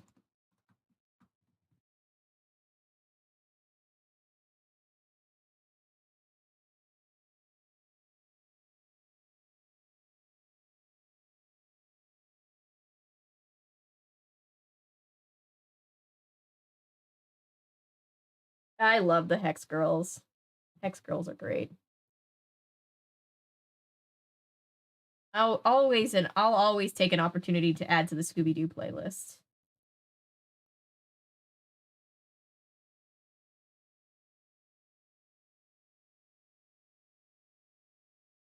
Wait, I missed something. I'm doing book streams like these. Start channel. Goodreads streams, reading streams. Yes. If you do that, Ellery, please send me the link. I would love to watch your reading streams. That would be so fun. Okay, which one are we on? Doughy Creature. What happened to the Doughy Creature? Velma kept the Clue Keeper.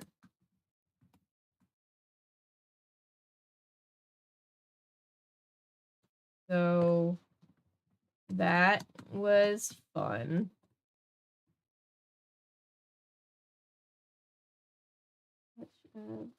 Ranking of all the Scooby Doo movies I've watched, read a lot of Scooby Doo content recently. LOL. We've been on a Scooby Doo kick here too.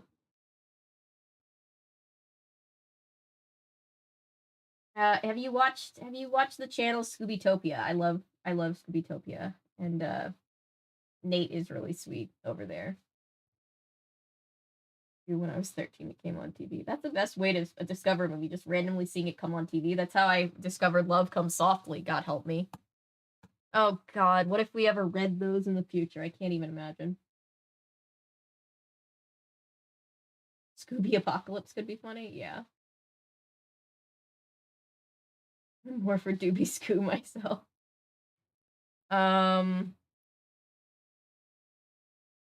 Watch my reading streams. No, sure, I'll let you know if I follow through. I get my hands on a half decent microphone. I mean, yeah, I'm always up for supporting the crew.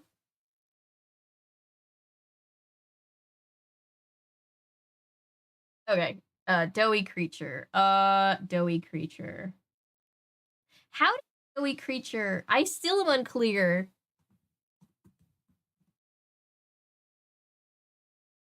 Well, the costume worked, you know?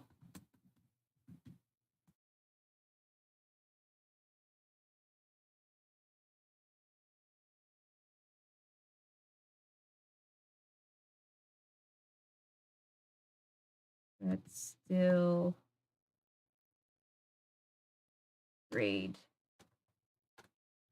Mid-grade level.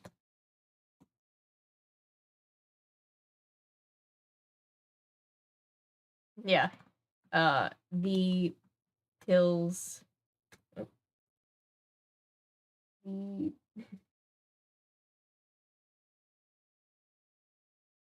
Harry Doughboy was not the culprit.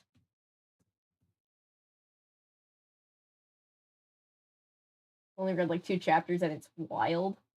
For chat's benefit, Scooby Apocalypse is the gritty comic with real monsters across the world, made by a nanobot supervirus Velma helped make. Oh yeah, we've talked about this. Yeah, everybody drop your channel links if you have channels. Okay. Oh my gosh.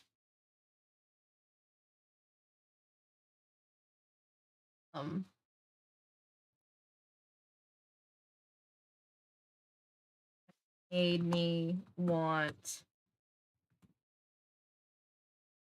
what's the word that I'm looking for? Just French pastries of any kind.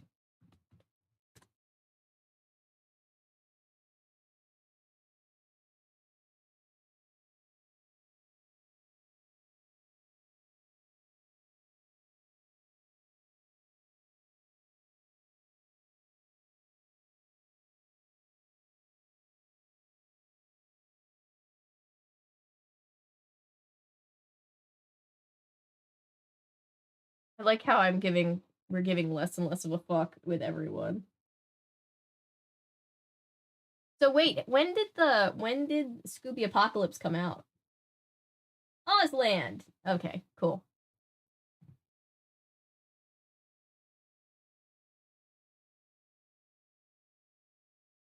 Back to my books, please.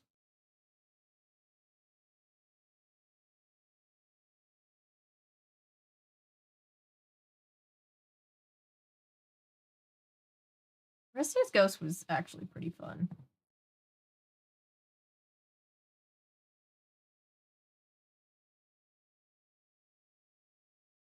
Can't believe the wrestler was a ghost the whole time.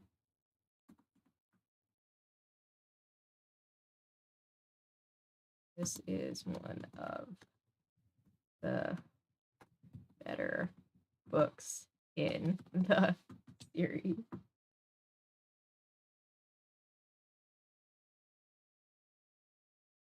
Too many pretentious noobs on there. Yeah. He very much enjoyed it. 2016, it got canceled for being too different from the other Scooby stuff after like 36-ish chapters. Aw, boo.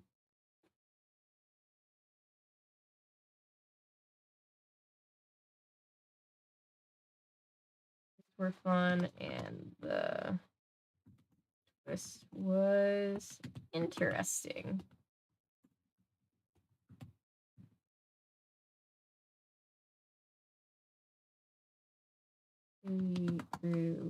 Crew. I'm just trying to get. I just want to write about the pterodactyl being real. That's all I want. 4. Let's give this one a 4. No, we're not a robot. Accidental narrator swaps. Yes, no clear accidental narrator swaps. Let me add that. Ooh, thanks, Maddie. Add the least latent spelling. That is it's spelling grammatical. Very funny. It's too late at night.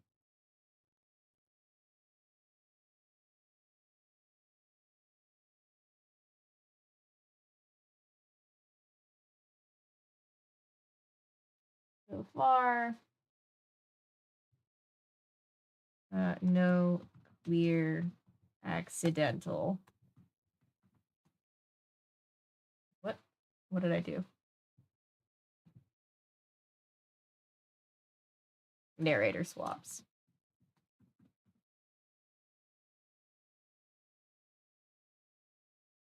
First chapter. Cover if you have some way to show it on stream. Okay, I'll get to that in 1 second. I just want to write my pterodactyl thing, and then I will look at it. Let's see. Yes, I'm not a... I mean, no, I'm not a robot. Unless there's something I don't know that you know, Goodreads.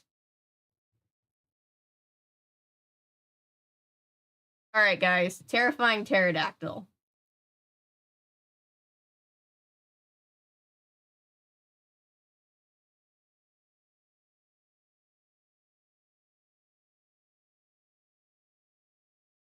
My book reading this Halloween children's book I used to read a lot as a kid. Oh, that's cute. I'll have to check that out, Chris.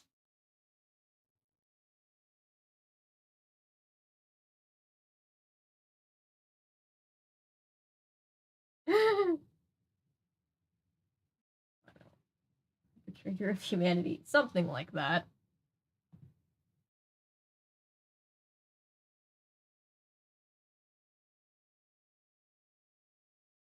You will crap yourself at the twist ending. Like, we didn't see this coming.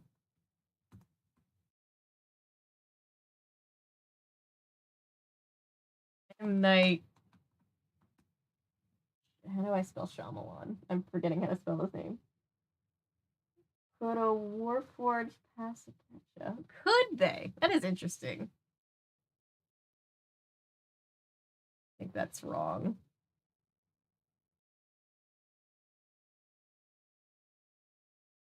Now I need to Google it. M. Night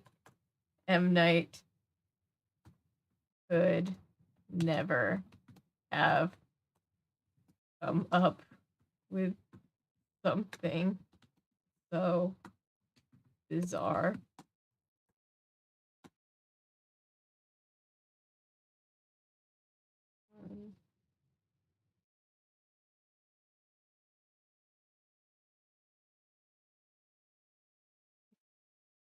Yes, Nightbot, I know.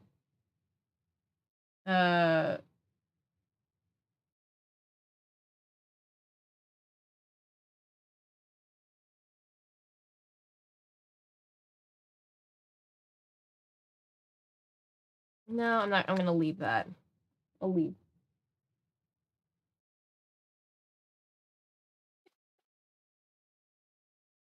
spell it right.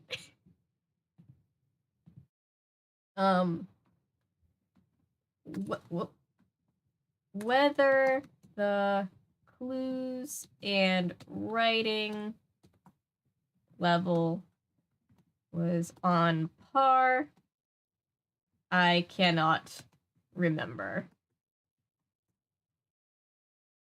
My life is split. I can't type tonight. Split into before reading this book and after.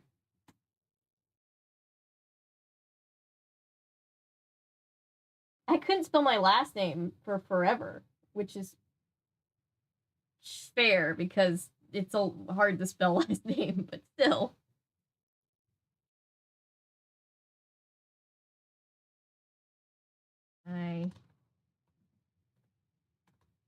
We are all changed people because of it.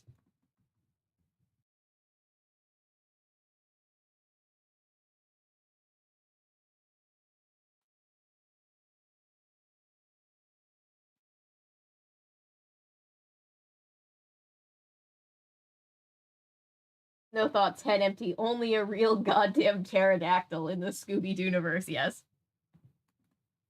Yeah, that. No thoughts. Head empty. Only a real damned. I don't need this. I don't need to capitalize it. Pterodactyl. Pterodactyl. In the Scooby Doo universe. Someone will look at this and cry, bloody murder, you ruined the credibility of Goodreads. Okay, here's the thing. I will check Hyde review because it contains spoilers on this one. This one I genuinely don't want to spoil for anybody. Head off. This was a great stream. Bye, Hannah. We'll get off in a minute, too. I want to take a look at Scooby Apocalypse for a second.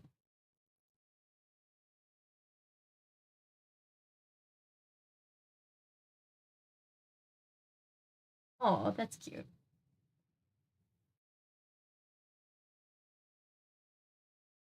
I do all of them. Oh, I guess we still have Nancy Drew. Did I give this a 5-star rating? Because it needs a 5-star rating.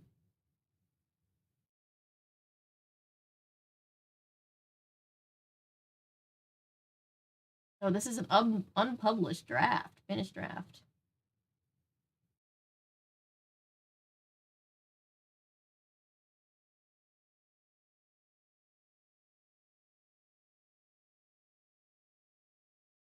I saved it as a draft, but I got it.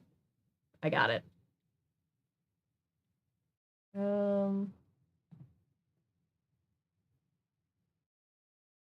Yeah, I backspaced instead of posting. I figured it out. Plot, and it looks like they did finish the plot. Might be rushed because of the cancel, though. Wild stuff in there. Maybe we should stream that at some point when we're taking a break from Kingdom Hearts. If we wait until after, we'll never get it done. All I remember from this book is Jeff Tucker. That's all I remember. This was last spring that we read this. Yeah, I'm about to get off and go to sleep too. I'm not gonna write it. Well,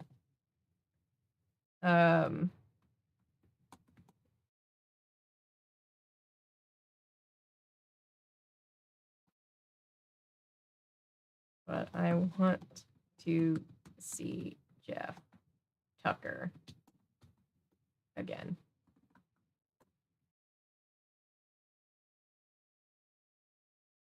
Scooby Doo Crew 2022. Save. Good enough.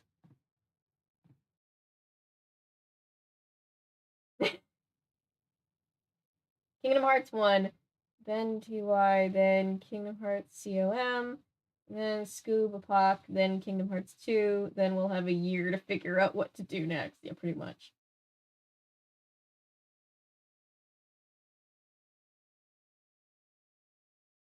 Oh, don't feel like you have to send anything that you don't want to or isn't convenient. I very much appreciated getting your package. That was very sweet.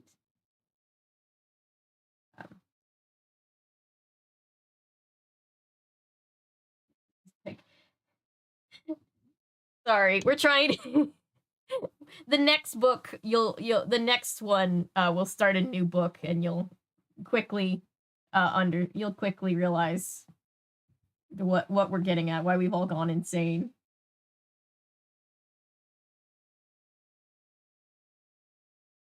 Not the Australian boomerang game. Yeah, maybe I did. Hi, because you were reading all of because I was reading all of the I was reading all the Kingdom Hearts abbreviations and Thai was capitalized. And so my brain is melting. Hang on, let me go back to full screen. I don't dox myself trying to pull this up. Don't feel the need to send anything, or if you just want to send me a note.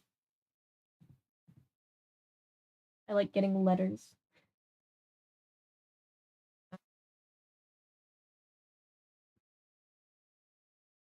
Let's see if I can pull this up on my computer really quick.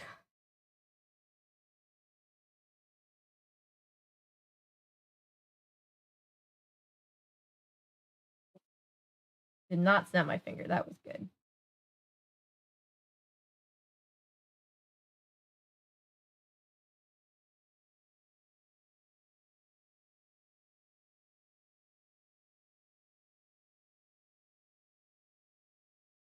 I'm using my QR scanner pair with this. There we go. Now I can see Maddie's message on my computer. I love that. Where are we sending stuff? I love to mail. So here, let me put it in the chat. It's also in the about section of the channel. We have, let's see. It is, for those wondering, 1333 Cedar Grove Road,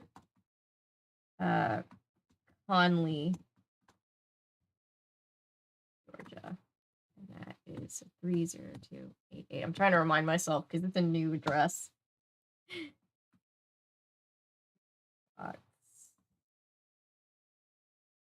Something.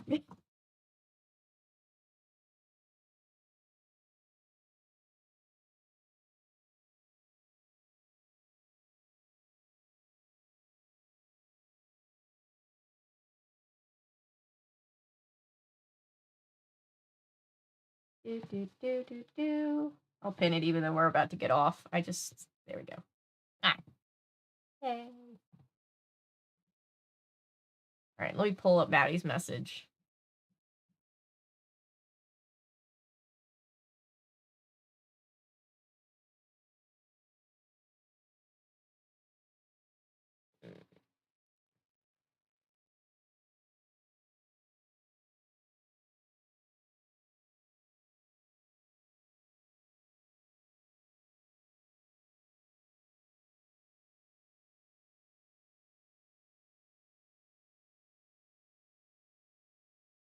Ooh, that sounds like unfun. Hang on, wait.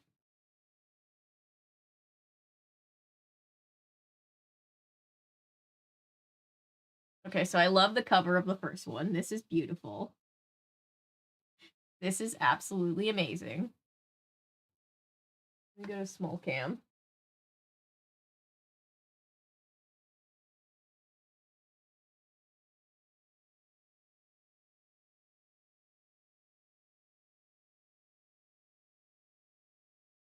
I love this artwork. This is wonderful. That was my knuckle popping. That was gross. And then let's go. No, I don't want desk cam. No, I don't want that. I want this. There we go.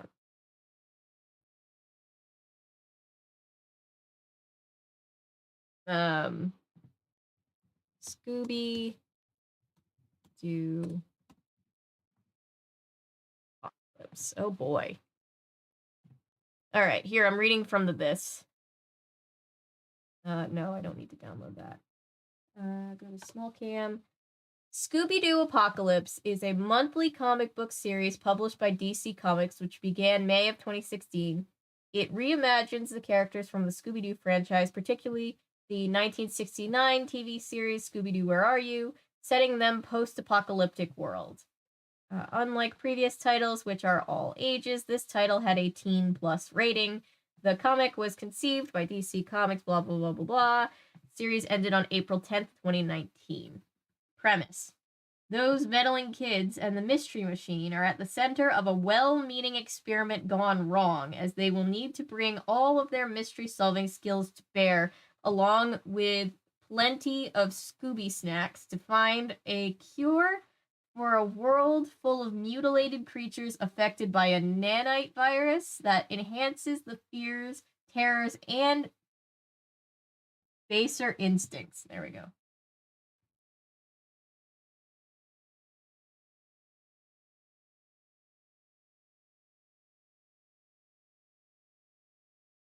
Very familiar. Yes.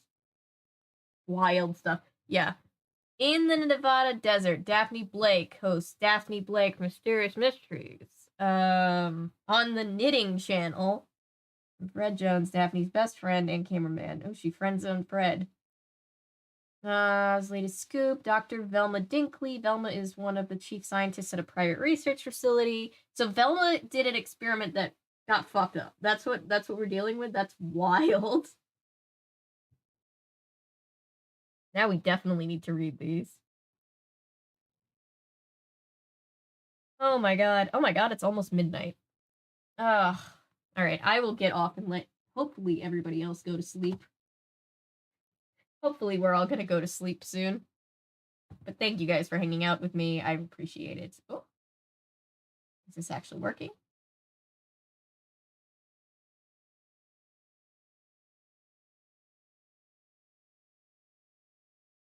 Thank you guys for being here. I appreciate it.